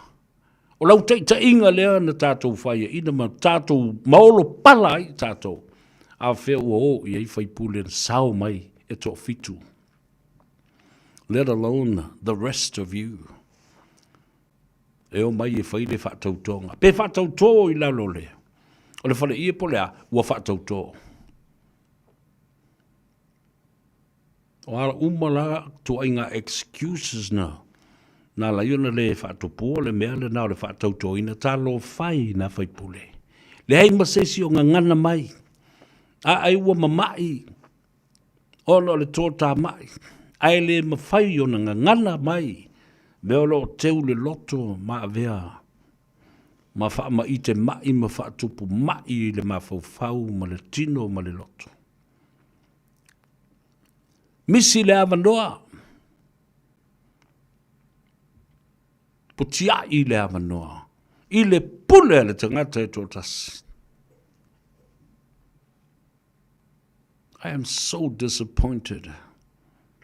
If this was my father or my brother, talo fai, le savalinga na oai nei, I le tūlanga, o whaalau I loa ma whinaunga I le pānota. Ai talo whai tu malo e fitu. O le whaatau no ina. Le whaatau tō ina o le tō fitu lea. Se manu, e whainga tāna toi whai nisi whainga pānota. Ongo leo e loa o mana whaatau tō le tō fitu lea. E ve vesi e ala ma pisa o I te tonu al mauta whono ma le pālemene o le pā inga lona sifuru ma le fitu I le lua whelua sifuru ma le tasi. But somehow I know they will get to compromise. Whinga tāna toi o leo se ei wa o mana whaatau tō. Ia nei whai pule fitu aiwa. Misi le avanoa. Pe whai pule ma whaatau tō I le aso e tasi ai toi o e whai le whainga palota wa o mana whai pule. Ua wha mawina I lalo o wha maunga ma tustu singa o le tala wha asolo pito o le malo Samoa, ma le pāle mene o Samoa. Nela nao te whatuai. E leo I loa le tō tele o tangata le matui ma le ti ngāo le mele nei o le ana o ese atu whaipule nei e tō fitu. Tō atu te whaia ina mai. I whainga pānota la iti. Ese le mata ngāo le nā mea. Ma le māsi asi. O ala ngona o na ia fai pule mo lātou te to lua ma whanau ma nuu ma ainga e kalesia ua wha leanga ina le avanoa le lei wha auro. Pe toi ola i tua, at least, wa umona wha tautoa o le whai pule alo ia o le paia inga, lona sfulu ma le fitu o le pale mene, o le malo tūto o tasi o Samoa. Amazing aia. Amazing. Nala ua whaafonga mai iai. Po ala wala nisi tala e alo whanga iai le mata, upu le pēr toi lo test ngata, oi loke. Loke mko malama lama le iai le mele nā. O atula iele le whainga pānota. Whainga pānota la iti. Le ai masesi na toi sao mai. Awa misi le awa noa sa te tau mai. O na wha tau tō ina nei tupu mai e matamali i na sao mai le whainga pānota. O aila la fo ia i le whaitio. Who is to be blamed for such? Ia. Iene na. Ma fua mai le melea. Mele whawhine fia tangata.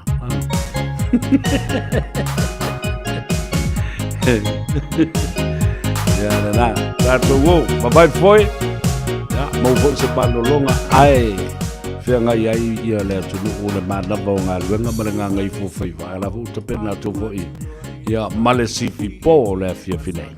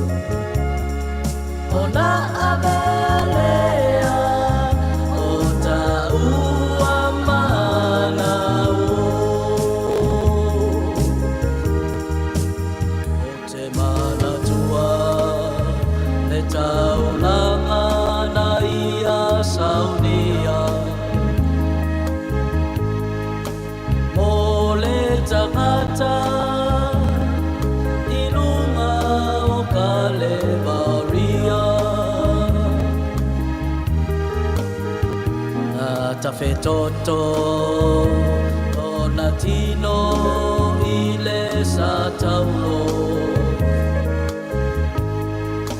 o usoe e le i momomo e a o taloto e le whaatuai mai le ali i le mea nei a fola ina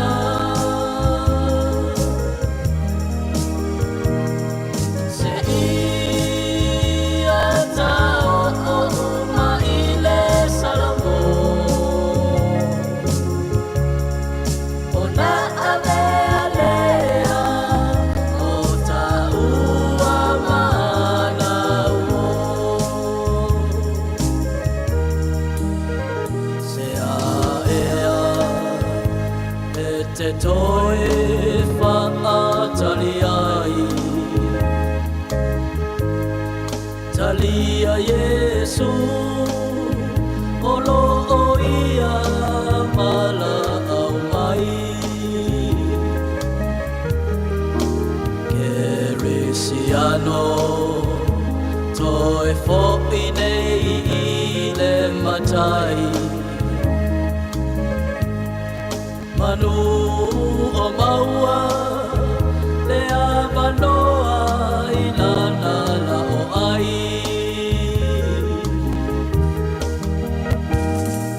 E le whaatuai mai le alii I le mea nei fola ina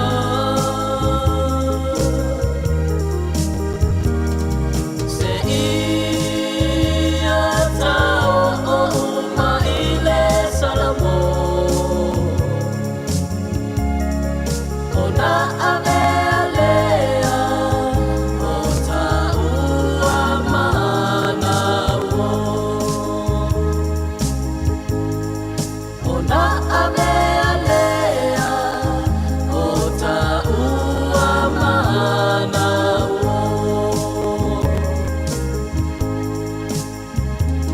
Whawhiwhiaka mai a Terry Whawea, ia, a wā whoi ia.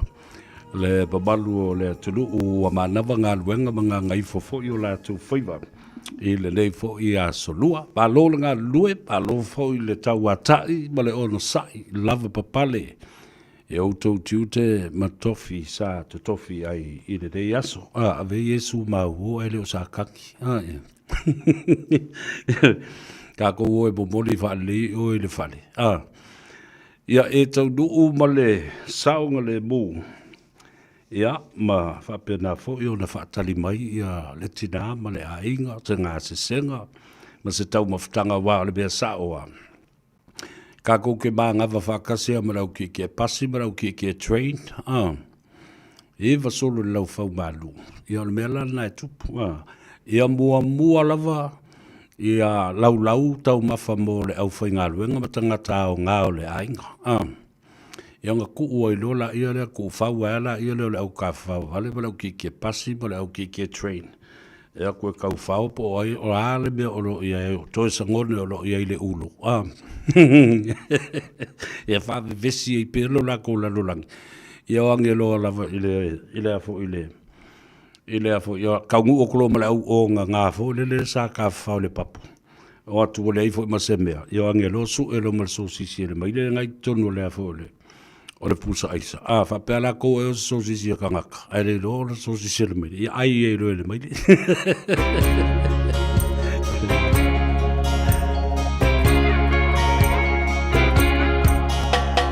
Storms never last, do they, baby?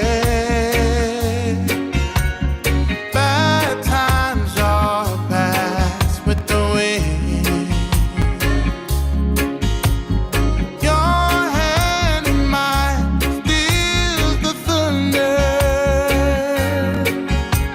and you made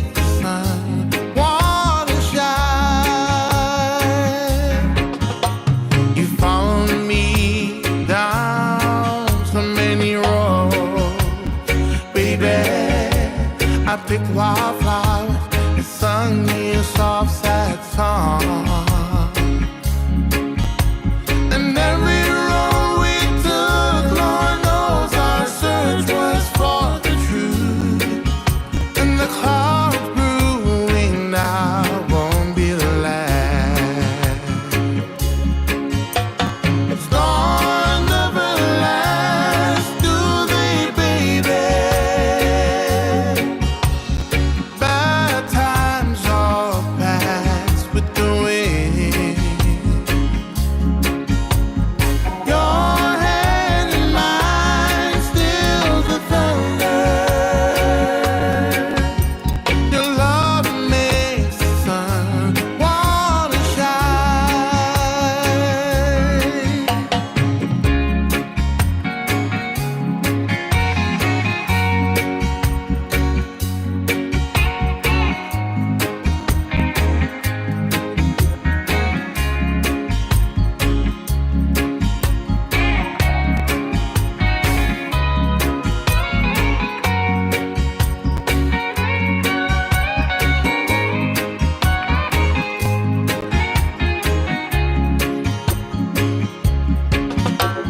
Storms never last, do they, baby?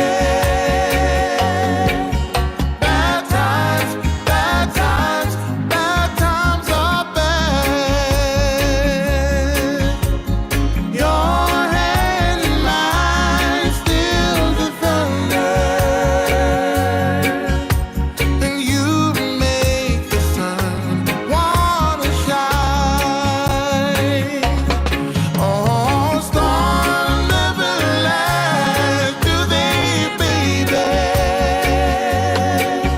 Bad times, bad times, bad times are bad. Your hand in mine stills the thunder.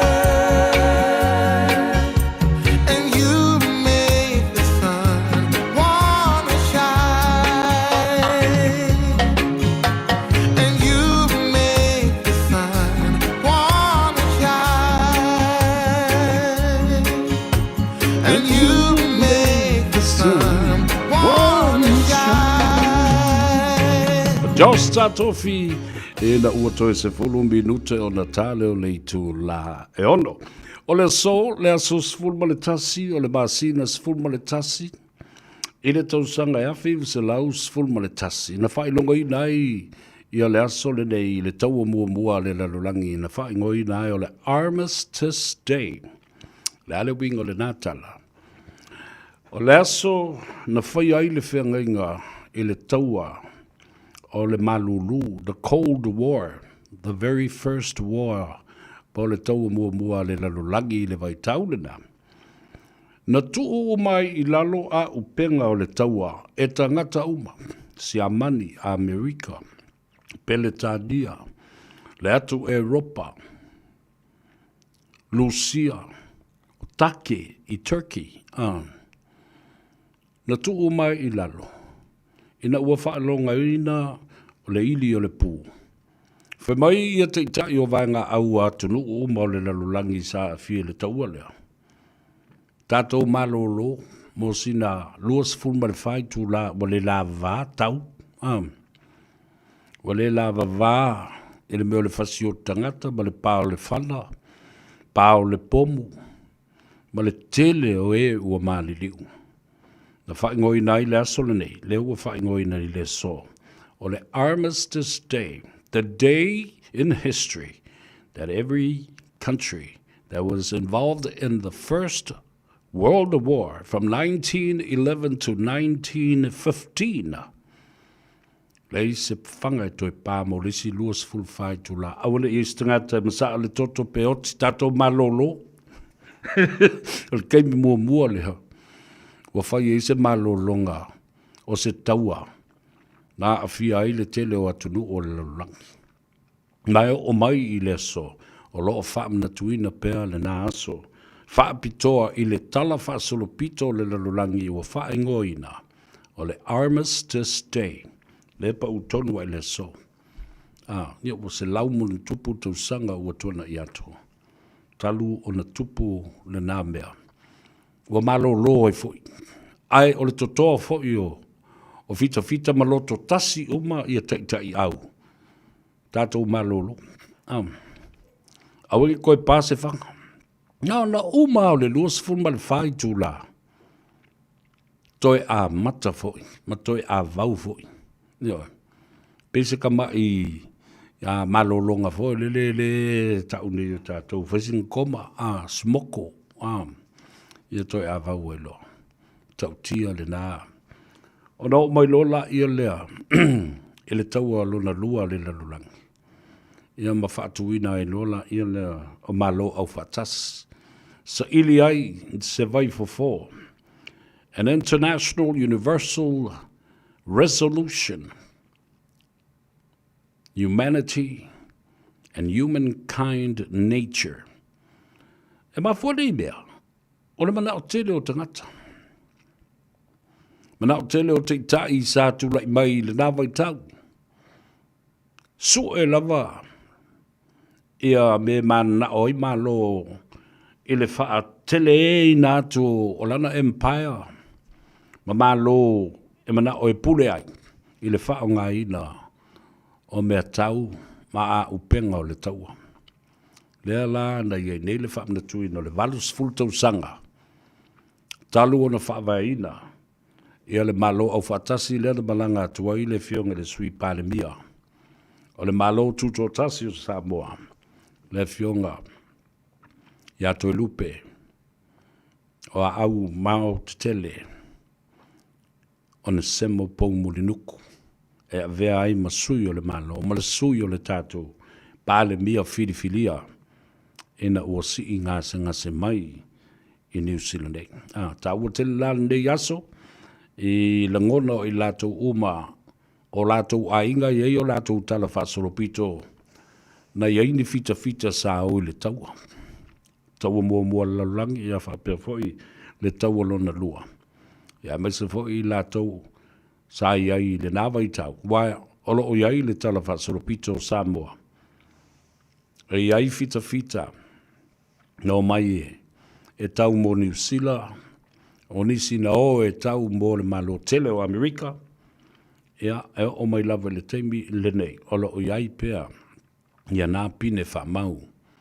O leo foi nātu o le toto, ia ma le malosi o fita o Samoa, ina ia file mu ia le lalulangi. O mai la ia leo lau tala i le mata upu le tu la i mai nei, o le whaamsinonga o tangi o panota, i le vao le fionga le sui panemia. Whapea nā foi ma le a fionga ia tuiloma, voi lana se lota tuiloma, la meko. Pule la meko. O le alo le fasino i le fionga i le manu o le tuasivi. Tui loma pule la meko. Sa avea masui o fale ali tasi le tele o tausanga i tono le mautafano. Sa avea fo i min stao tupe. Ai fo le vai tau sa avea i fo i mafafongo te lai. Lango i to tonu o le pale mene o Samoa. Kasi fo i lea. Toa manu o le kapeneta. Lona vai tau. O le mata upula le tu lai mai. O le ua fete na i ai. Ina ua mai au na whaia se malienga i le vā o le fionga i le sui panemia. Ia, ma le sa la tau vā i le whainga panota. Le to wha i a vui. Ia po le fionga i a vui. Po le telenga fo i atu loma pule la meko Lancelota. E ave i tuo le la mata upu. Au lea lae lau manu i ai. E whapea, e iai le tino i tupe o loo a awhia e le osi ngā whengainga le nei, ia ma le malienga le ave i tua. O lea fu lae tali ia le fionga le sui panemia. E le sa o nā mea. Tali te e fo ia le fionga. O le ona le tani ia tuiloma. Lance pule la meko. Ele sa o ia whamtalanga. Ai tala ia e lau manu ia. Ma ua o mai fo ia teau. Sau fo mala uve a whai mai. O le tala noa i se tino i tupe. Ai le o wha maunia e i la ua uma. Le fionga le sui pāle mia. Wha pena fo i ma le fionga i atu i loma. O le la i oenga, ave le la mata upu i tua. Wha au le nofo ma le tofi o le tu malo. E le fionga le sui pāle mia. I atu i lupe. Au se upula e le tino i tupe o le ta ua e le sunga tu le epa. I lana polo kalame i le po la sunga fua. O le po la susa. Ma le unu ngā li i le nā leo ua loka ni Samoa. A ua tatala i tua a ua tau fia pea. E wha pea ai. E ono whainu mera o le tupe. 6 figures of that money. So, o le ta ua i se tupe na a fia le mea lea. O le winga lau lau whaamtalanga, e tu sai ma le mata upu lea a le sui pāle mia whapea fo i atui loma. O le lātali tonunga. O le mata upu lea e pa ma fito i tonu ilo la manao whaatasi e ave e tua le tangi. Ma ia maua le file mu ma le nofo le leio le tu malo. Ale wha lawe leo tu lai mai nei. O leo ua wha lawi loa e tu lai pa. Ua whaila foi. Le lātou mata upu i le wha amsidonga.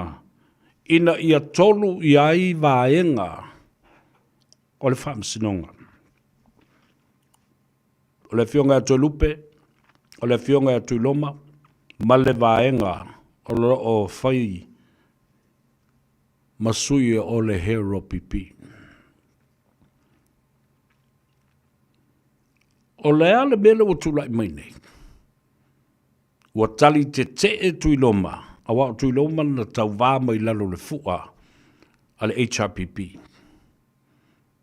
Ua te eda i e tui loma.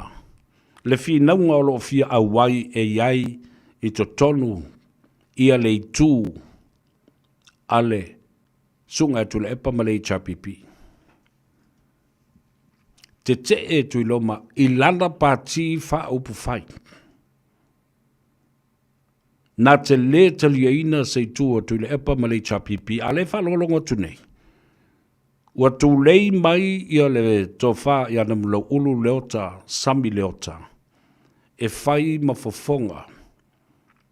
O le tu o le HRPP ua tolu iei tu o le whamsinonga. Le fionga ia tui lupe, le fionga ia tui loma, whatasi ai ma le HRPP.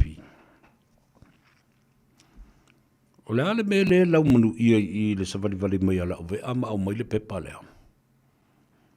E ai vaenga ia e vava ia tunei iai.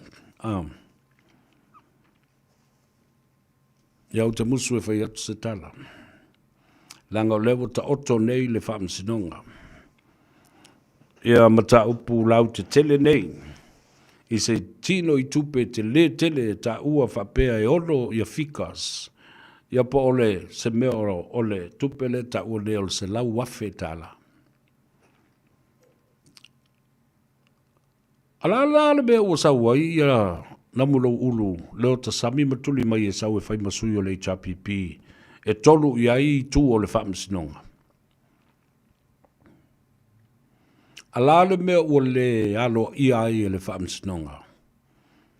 Le talo sanga a sui sa tau vā i le nufo le tu malo.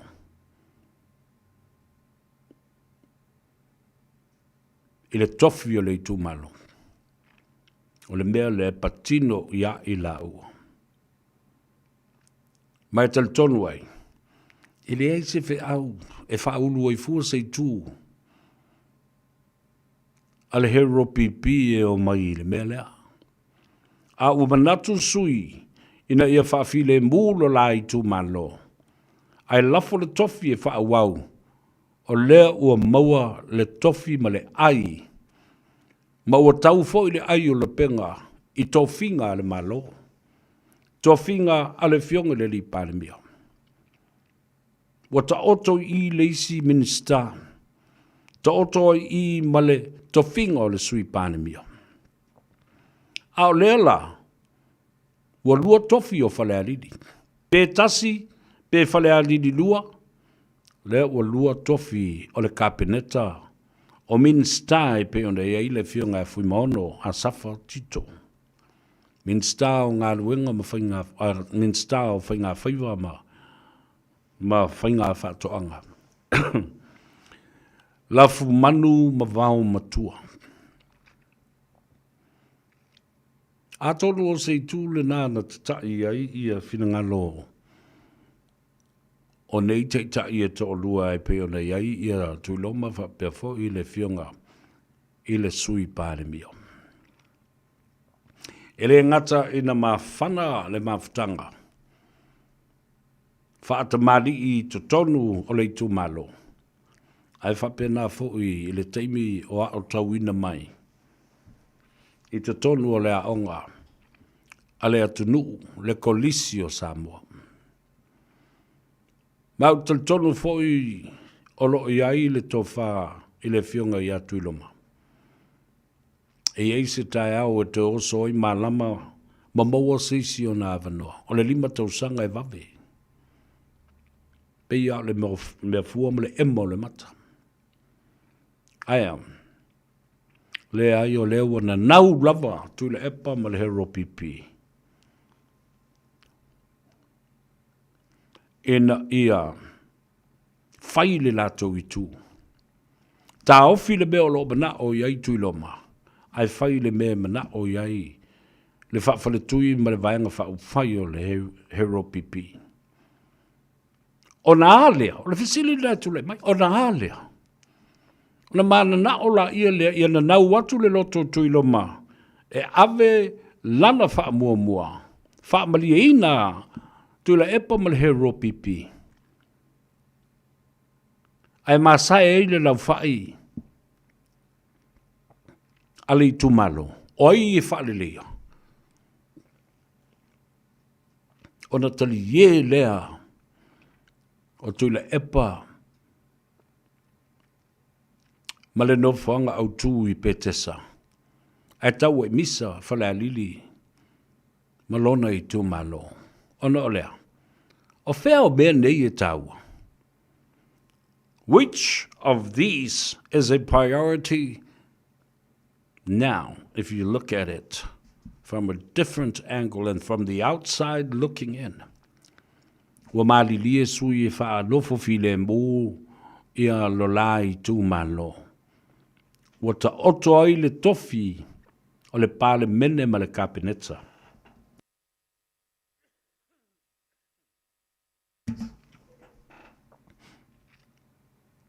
Wa ta oto ai le sui pale mia. Ta oto ai ma le minsta. O ngā ruenga te tele.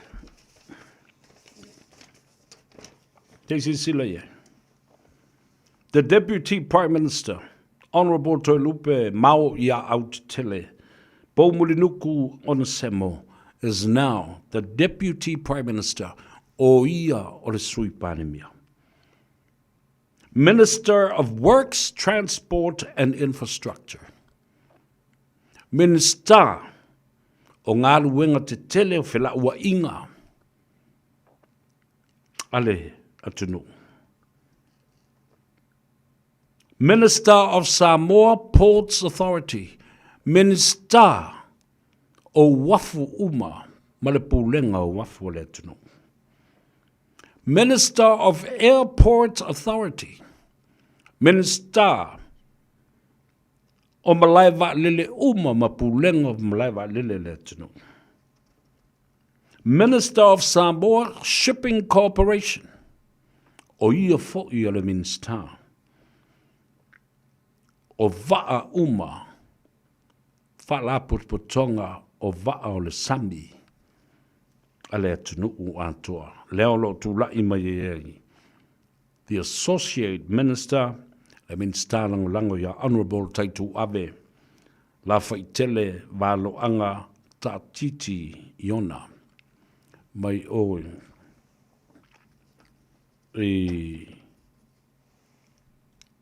ne iafu.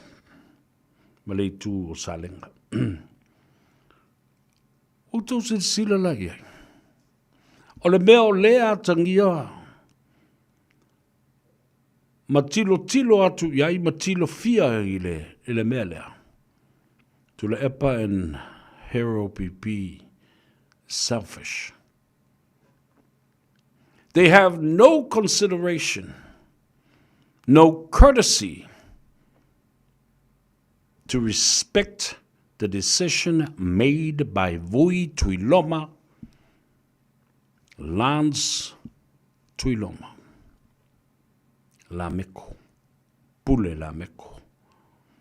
Ula ise la tau whaalo alo, leo manatu, ia na nau mai Tuiloma, ile mana onga le, e mana o iai ia, tuile epa malhero pipi. Ai whata whea ma whatutu nai le nofo fi le mu, ma le mana onga o Tuiloma. Maua, le fi le mu o lona i tu malo, la lafo le tofi oka. Ni tofinga lea ua nei ma whaapale i nai e le fionga le li pāne, mia ma lona whatutuanga. I le fionga i le sui pāne mia. Your Honourable Toilupe, Mao i au te tele pou muri nuku o na Samoa. O te matua i o wofo Samoa. Nai whaalongalonga le lei mea pe te sa. Ma le tau ina i lau tala leua watu. Ala ua ofa mai au alava. Au al wha mamulu. Tō i pē misa whale alili ma nei tū malo. A tātou o pēa e tū lei. Whaile tātou i tū. Ale la whai atu. Awa o lea, ele o lau manu ia a o le sau ia la o vea ma au maile pepa. Maile a tau sa vea, whalongo le mai le mele o te vatua. Ma o te valo ia e iai le me tu lai mai i le mata upule nei. Ia. Le me lea, whafonga le mai iai. Mai o te fia tau ia te oe. O le mata upule nei. A whai o lea, e le tō teli te ngata e marama lama i le mata upule. Whapea, o le sau o le fionga e a le ala. O le whailau tusi, e whai masui o le HRPP le mata upule. Ai ua tuli mai i ai ia le tau whai ana mula ulu. Leota sami leota. Ono le mai e lau vea le pepe. Lau manu i ai, se tala noanga. I le vā o whaipule. I le vā o le whaipule. Ia leota, namula ulu sami. Ma le fionga atu i loma.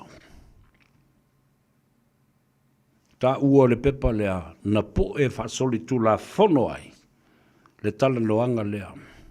Lea lo laumunu i ai nei. Lea e le ilo tea la il whaamstonga. O le a leo o iei lau tala. A leo te whai atu nei.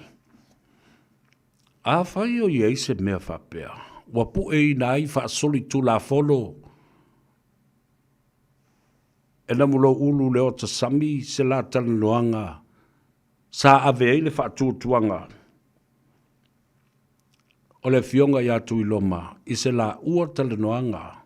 Whaasamsama noa. Malona tali tununga. O le ale whaia. E namulo ulu leo ta sami. Le po e ina o se vaenga o le la tala noanga. E iai me te tau. Ona tilo to toa iai. The key legal considerations of recording somebody illegally. Ena batul fatutuanga tatalano ai e nofo mapui. To record somebody illegally with the permission of the person on the other side of the telephone conversation. Yeah.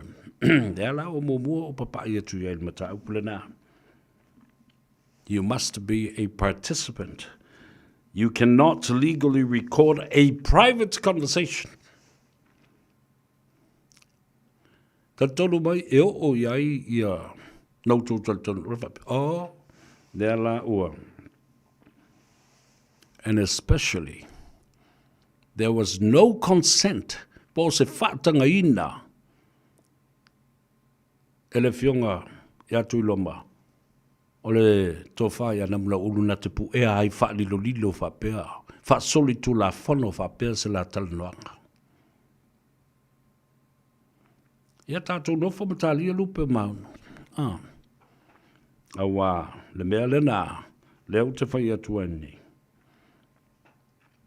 Even if a recording was made legally, the court has the discretion to discredit that, whether to admit this as an evidence, admissibility, under the Evidence Act,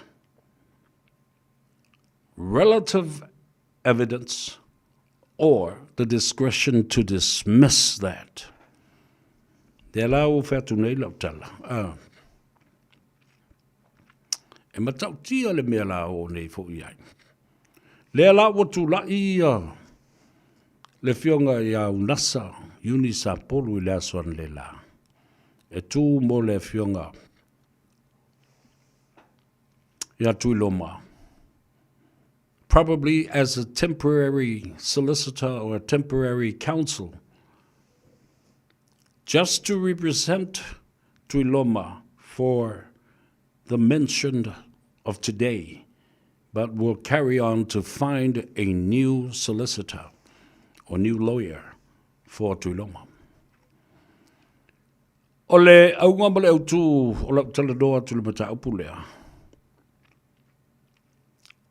Pule le fam sinonga. Mai e whaia fo e le fam sinonga. Le mea ua mali lie i ai. Ia le sui minsta. Le sui panamia. Ma le fionga atu loma. E leo se tangi e le hero pipi. E leo se mata upu fo e le na o leo ua mali lie. Ta tia vayanga wha upwhai. A se walu e wha le leilo i tu malo. Wha file mulo i tu malo. Wha le leilo ma va. Ma mali lie wha tasi ma le ua vede minsta. Ma le sui palemia, wha ua le tofi o le tai tu malo, le nale ua pale, ua tau le ai o le penga.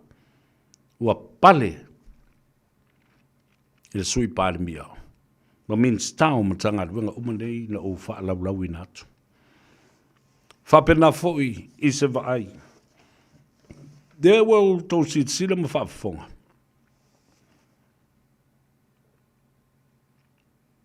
E mo i lua i tu malo whale alili, tasi ma le lua. Ai ata ua whale alili a e tasi lava. A o lea ua pale mai fo i le isi tofi min star malmantanga alwenga. O whaatoanga, whainga Faiva, whapea fo i la fumanu ma vau matua. Lea ua pale mai ai. Ia le fionga i le ngafitasi, ia fumaono, tito asafu. O fea la o le asana whai ai. Fea o le asana whai ai. Le tauma whai ina ia tatai atu. A le whato au manei. Tatai atu ia alofa i le pāti whau whai. Ai le mana o tausi le file mu malei tu malo. A o le a so vava aima se tanga ia Samoa iai. Ia tu le epa malo na alofa. I le whai ina whaafio. Wha. O le vaenga wha upwhai o le wha tutua o le hero pipi. Take tōchi silala i ele nāmea. Minister of Agriculture and Fisheries, Honourable Fui Maono Maiava Tito Asafo. Nena fui wa se e atu i ai le minstanango lango. Le fionga ia Honourable Aiolu Potea. Misa Tony Aiolupo. O te mā sani mā futa uma i ai whaipule nei. Io, o le mātou vai tau lea i le tausanga se vangana ai ia le fionga atu lupe e lai titi ma te lavoulo na soifua. Au lau fautuanga le nai lau fionga i le. Le manu o le tua sivi e te whangota i tai e lua. Tui loma, le manu Samoa. Mena tua o lau i tu mano. E ma whai o na whatu lai mai nisi vaianga whai le lumana. Nau malalango i lau i tu malo, ma le nofo file mu o lau i tu malo. Ma le whealo whani o lau i tu malo. Opu masani le nai toi ose le la. Toi lupe o oe nei tai au o oe tui loma. Mai ole amana tua i lau tō whawhita lai ma lau wha tau tanga ma le wha tō whala inga wha tupu ma le wha tamali. Aua e te tu la whai. O le tangi lea le pū mate, o le isi matai whalea lili. Le atau o savea lea, peito ma le ifi, tapu sa tele. Leo o te talo atu. Ielo whangia le tātou i tū malo. E uma mea wha vaenga wha uwhai. E lo toi mamao fo i sui le sema, o levan te tau na whai le nā mea, o i loa le lei e tui le epa. Wa umala na wha asolopuru. O te tau o na iaini suinga te tele. Ia wha mua lau i tū malo ma lau ainga. Ai leo le wha mua o le vaenga wha umwhai. Awa, e te le a inga i lau vaenga wha umwhai. E te tua i lau i tū malo. O a inga mo ngafa te tele uma ia ta oto le i tū malo. Ta oto ia Samoa. Me le vaenga wha umwhai. O nao se mea e foe wha pipi. Ona o whainga wha upwhai, ma whainga wha polkiki. Ma vaenga wha upwhai. A elofa i o tangata mo lau i tū malo. Le tofi le nā we o tau au. O le sui pāle bia lava. Ia toi lupe. O oe fo'i le nā tu loma.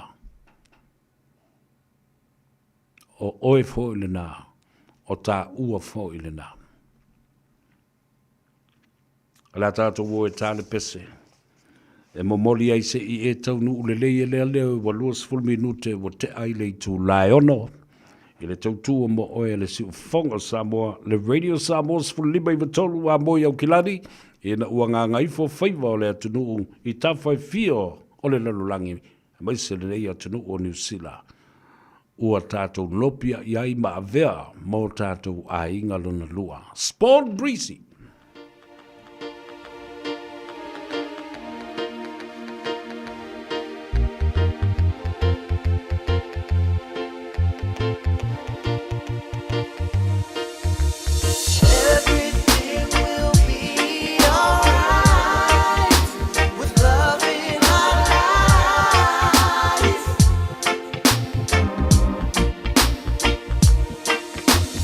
Understand we going through some things, but it's guaranteed to make us better. If love is really love, then we are guaranteed to fight this through, girl. Listen to me now. I know I did you wrong, but I never ever once deceived our love. If one thing I want you to know is I will never let our beautiful love go. Nobody's gonna love you the way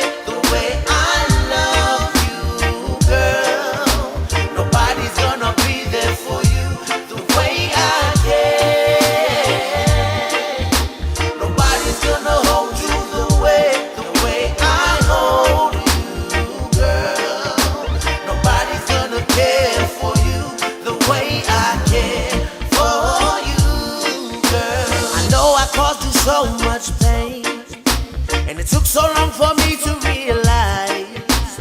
But trust me, I'ma make that change. I promise to put all of your needs before mine, baby. Lately, all the possibilities of you that you could leave me, it's driving me crazy.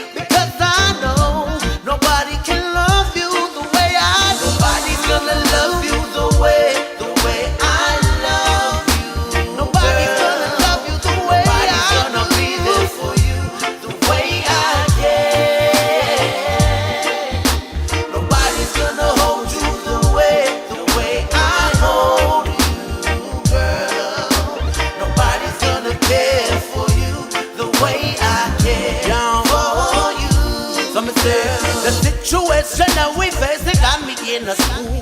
Like what I make on I do, the chances of me losing you. Everything that we built, see too good to be real. But I'm just here to let you know that everything will be alright.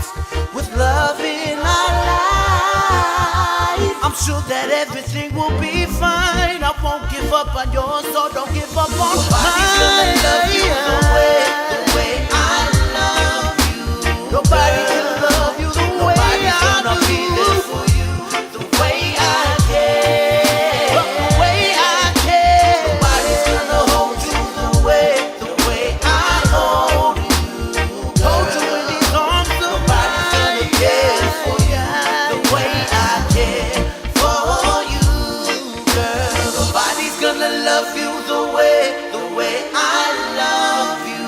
Nobody girl. can love you the way Nobody's I gonna do. be there for you the way I care. 'Cause I care for you. Nobody's gonna hold you the way I hold you.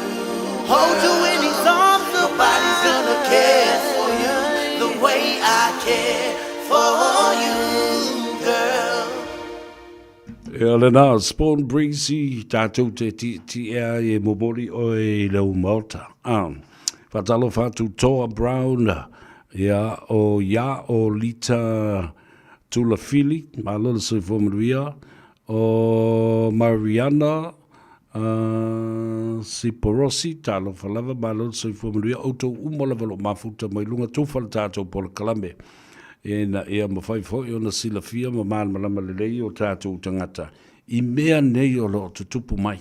E le winga o la uwha amatalanga. A ua sila fia lelei e tui le epa. Ma le hero pipi ua whai o le whai unga. A le sa ta mo i lalo le lato fua. O le hero pipi le taimi o le whainga panota.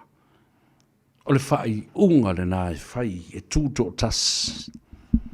Wa le rau whai atu. O na nanau lea o tui le epa, sau e wha mua mua. Le pāti pe tesa ma le hero pipi. Ai ma lepe ma masofa ai. Le wha ile nofo le leio le tūmalo. Oi, tau te o mai. E te sau tui le epa. Ma le hero pipi tau te oi tuai, I whale alile, e whale leile vāle. Le ai, pāwale o le mea, e te mana o e whai.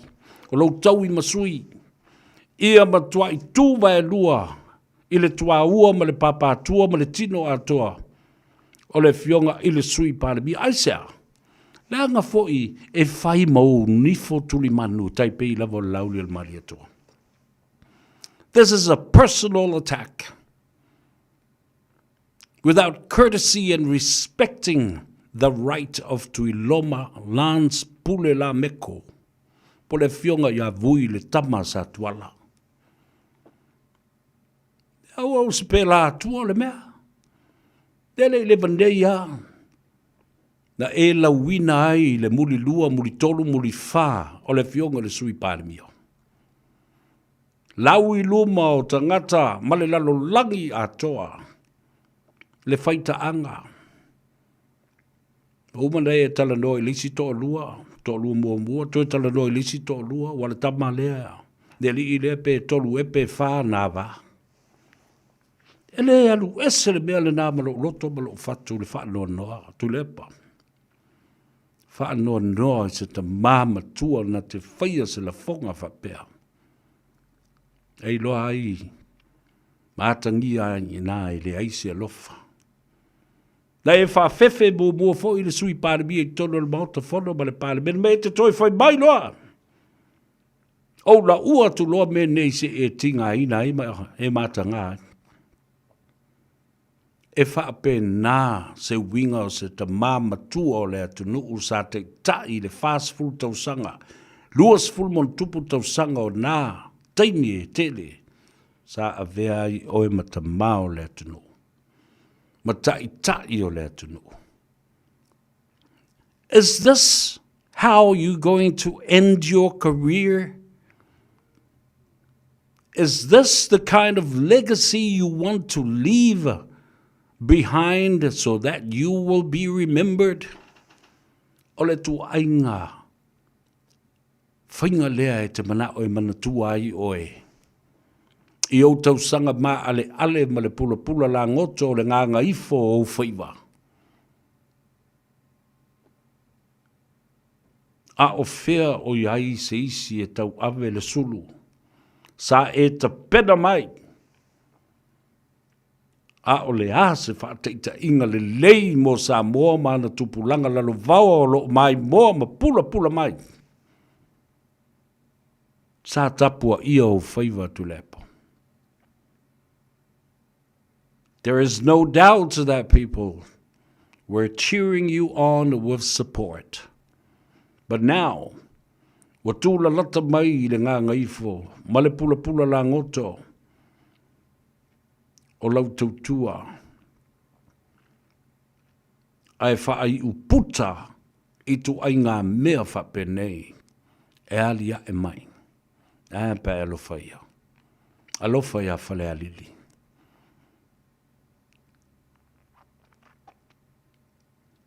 Alofa i le tu malo, alofa i tangata. Ta tia le vaenga whau whai. Ia manatua oe i le nei mea e tasi. Ana sa oe au tala ana lea iau. Mai te alu fwoi. Whai tala na ana lea iau te le whaatupua le fi le mbu le mea le peo le mea le whamai Donald Trump. Ana lea ina ia. E na te le tau. O ia na tau fia, ia tau ai valu o le laulang. Al pelo i ka malo. He has never ended any war. Now he's still the president. And he still hasn't ended the war between Ukraine and Russia, as he promised, within 24 hours. Ala leo o whai atu i atu. Alo wha mai atu lepa. Wha le leile wa. Tu utu i loma e whai lona whingalo. Malana whātō whāla inga a wae a lofa I lona I tū mālo mōn tangata. O le pale ade, o le fionga I le tofi sui pāle mia. O le pale fo I le nā o tui loma. Ma le mamalu I le tū mālo whale alili. Whale alili malau lua nufu ma le sanga sese. Talo fai, I le tā ua tele, o se tu o lalo e tu I nātu I lau fionga. E ape ai malia mai. O le whaafonga Samoa I tulu inga e fio le lalulangi ma Samoa I Samoa. Le au fai tō whāma le au fai uta. Lea o le a vea ia I lava. Lau tō tā mai ma lau mai a. Malo manatu ai. O oi iei le malusi anga ma le pule ta lepe atu ai lea mea. Wha ma sofa atu lea mea. Ma lia mai atu lepa.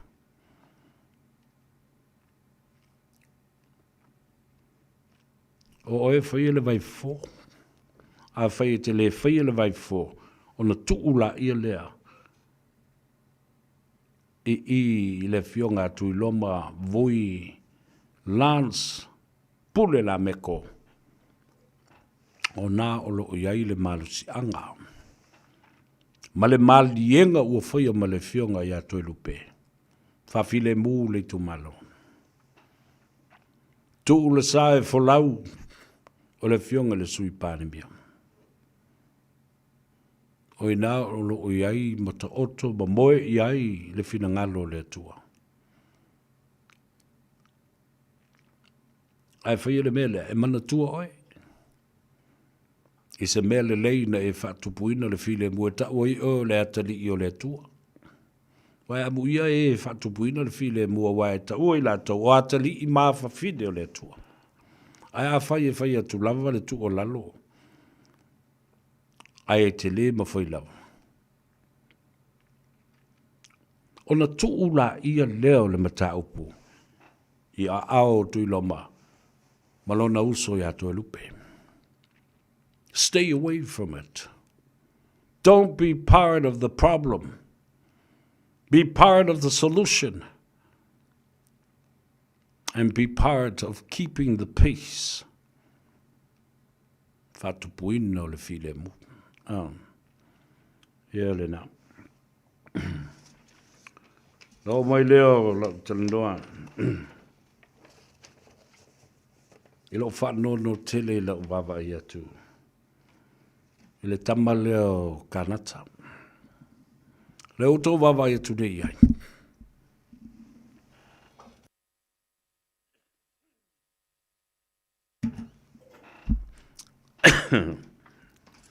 Ele sau wha tangata ia te o se mala ia mal wha sefa loina. Kanata, tu tau wha sao awala. Wha i tete i upu e lalafo i tangata. Le nā ua e salu, mai savali i tō tō ma sa salu solo atu i le ala. Talo whai. Nā o le tope matala e wha leanga i ne whainga malo. Tā pena le lei ni au solo tā ele, se tele. Mani au evidence se tele. E wha maonia ai lautua inga o le nalu o wha maumawina. O le tangi a asianta o lo ota oto, ma nofo ai, ma wha malo si au, o lo tu ai de pale mia o Samoa i tua. Everybody listened. Everybody heard. Nā ua wha mau le leiki lipi ma mea uma whapena. E avatu I o le cybercrime unit, then you will never be able to lie. You know. Tumtoa I o wafo ia te oe. Le leu mai I leu so ia le ala, limo. Whai au tau whinangwa. Ai, e wawa ia tu ma le whano noa. Ua peo le whaiwhi au po o le se perifeta po o se tangata wā ai po o se tangata whoilea e nā te whaia ni whaasalanga. Ma whaia ni meo ni au wala e whetu ai tangata. Ia, nā lo ata mo whapea lau talo whai. Whetu ua siata ma le au whaasalalau I New Zealand ma I lātou e la lango atu e momoli li sa vali fo ia. Ma wha maal malama ma wha pula le sa vali le malo e mwese le fiunga de pāne bia. Whai mai o tau māleia, tau te māleia. Tau te māleia. Ta ino ia te o tau. Ia I lunga fo ia o tau whanau. Ia māleia o tau whanau mo tau ainga mo tau mātua o tau sitisile.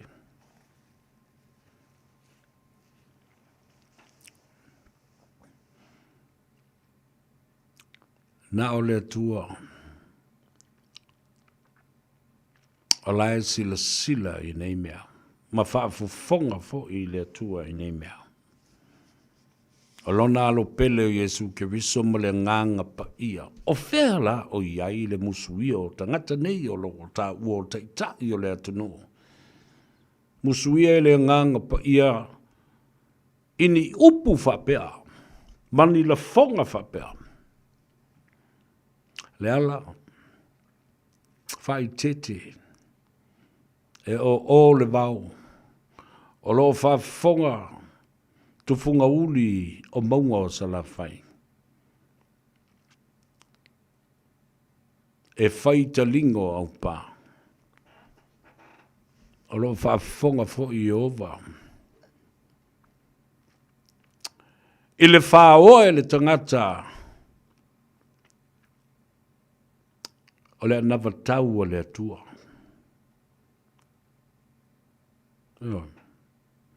Tau lau whape nā atu. Mai maula teimi o te so ona tae ai fua le ngasu ma le la pisi ma isi mau me le mana o mia. Irrelevant to the fact that you can't do that, Leala. Ia pule wai. E si tātou mata ma vava ai pole ale me o le a o ia. A wao o le mea te fuoi natu, toi fuoi na mai.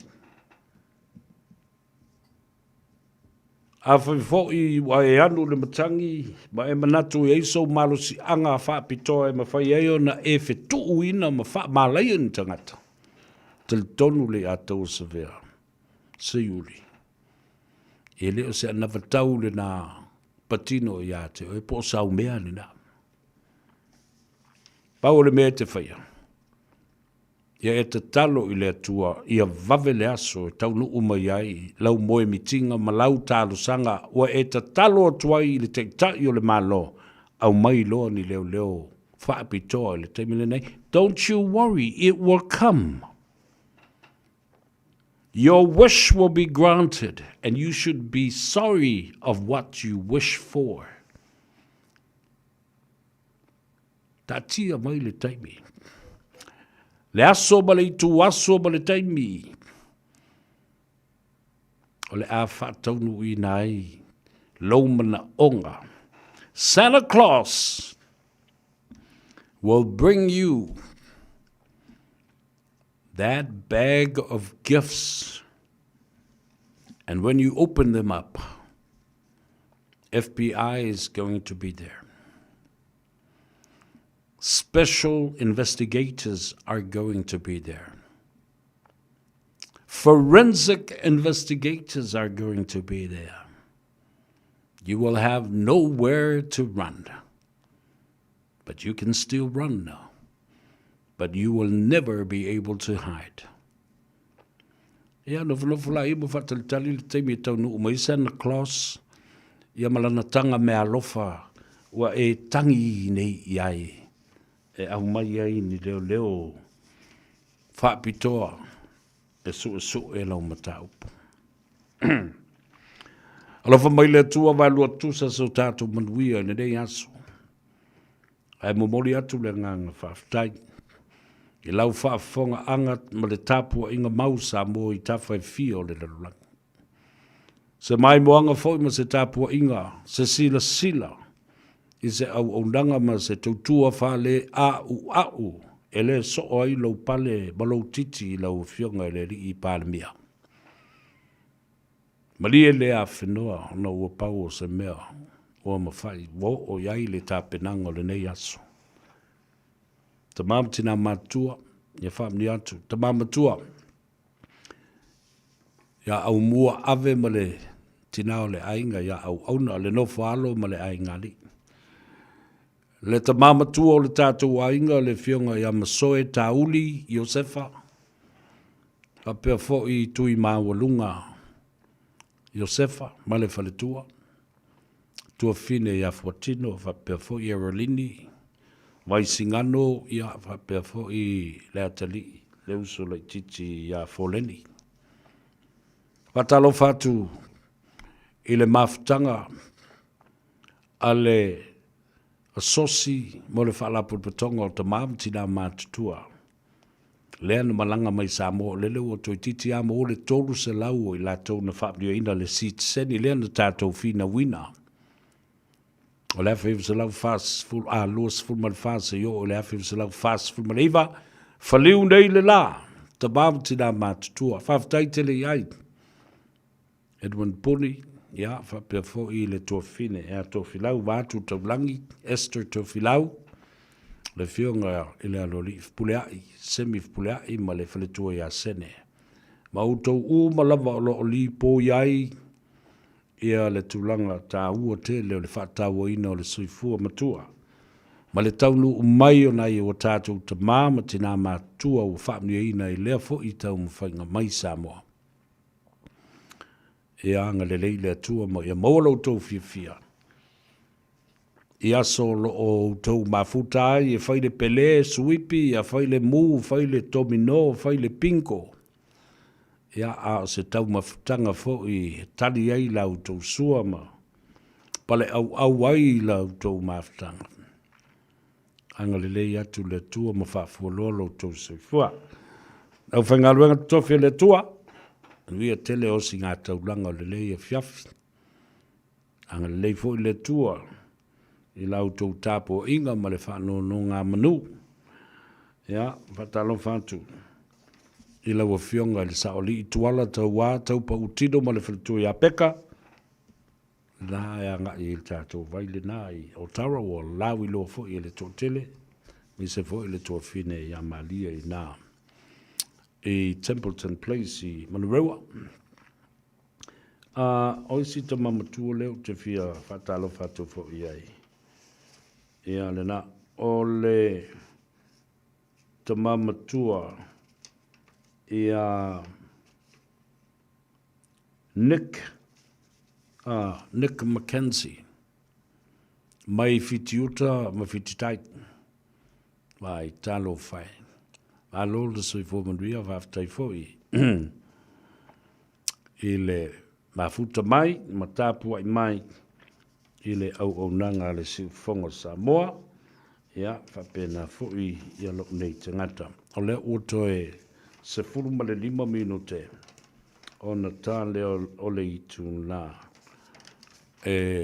fitu o le so e ato ia le fa se fulu aso talu ona shut down tapunia le parlemene o le malo tele o Amerika mai o tu la lata le lua se fulu miliona tangata wa tau fia nei wa le maua lato social security le maua lato tutongi lua se fulu miliona. That's a lot of people. Ina ua tapunia ele li Palestine o Donald Trump ma le vaenga whai o le Republicans le toi maua ina o tupe ona o le fia o le toia ina Donald Trump ele Obamacare healthcare insurance mutaptia le mele wo yai talo fatu i le fionga ya atoa tai akui ya ma le faltua ma le ngali talo sio wa e maua ia selipoti ya ola o wa au talu ma au tala atu ai le whainga malanga i Samoa e mai se fo i le taunu wantu le whatau tuoina o le tātou pālemia e le ua tūla lata i le lua masina po le valu fo i vai aso talu na tō sea mai o ya le nā o tāua o atu le tātou ripoti ai mai se ia se awale au nai le Pacific Specialist Healthcare Hospital i Nandi Masuva i Fiti mo le manuia o tātou tangata au o tu fo i lo whaanga ma whaamlianga i le li fo mai ma le li whaatonu Sir Parvish Kuma mo sa vanoa whaasoa i fo i le telefoni i le lumanai ia mo le temi nei whaafo i mai upu le a tau savea i a tau se au lako maa waku le wakalasingi nga le ave kāngu mai ngā kaima ma kua ka kāle lei i le ngā teifale o le ainga le taima le waa a aioi o le fale manono ia koe mai fula i le kāku ka alo i kai au ai tu ua utau i le pese lea ale kolisio vai maunga i te tonu o mo taa ma le fale fitu i le vai maunga o le vi i le vai maunga ia via tele le nei fiafi tātou whi loa i le aso tai au o tala na e winga i o tātou tangata i le nei aso lua. Those are the stories about our people today.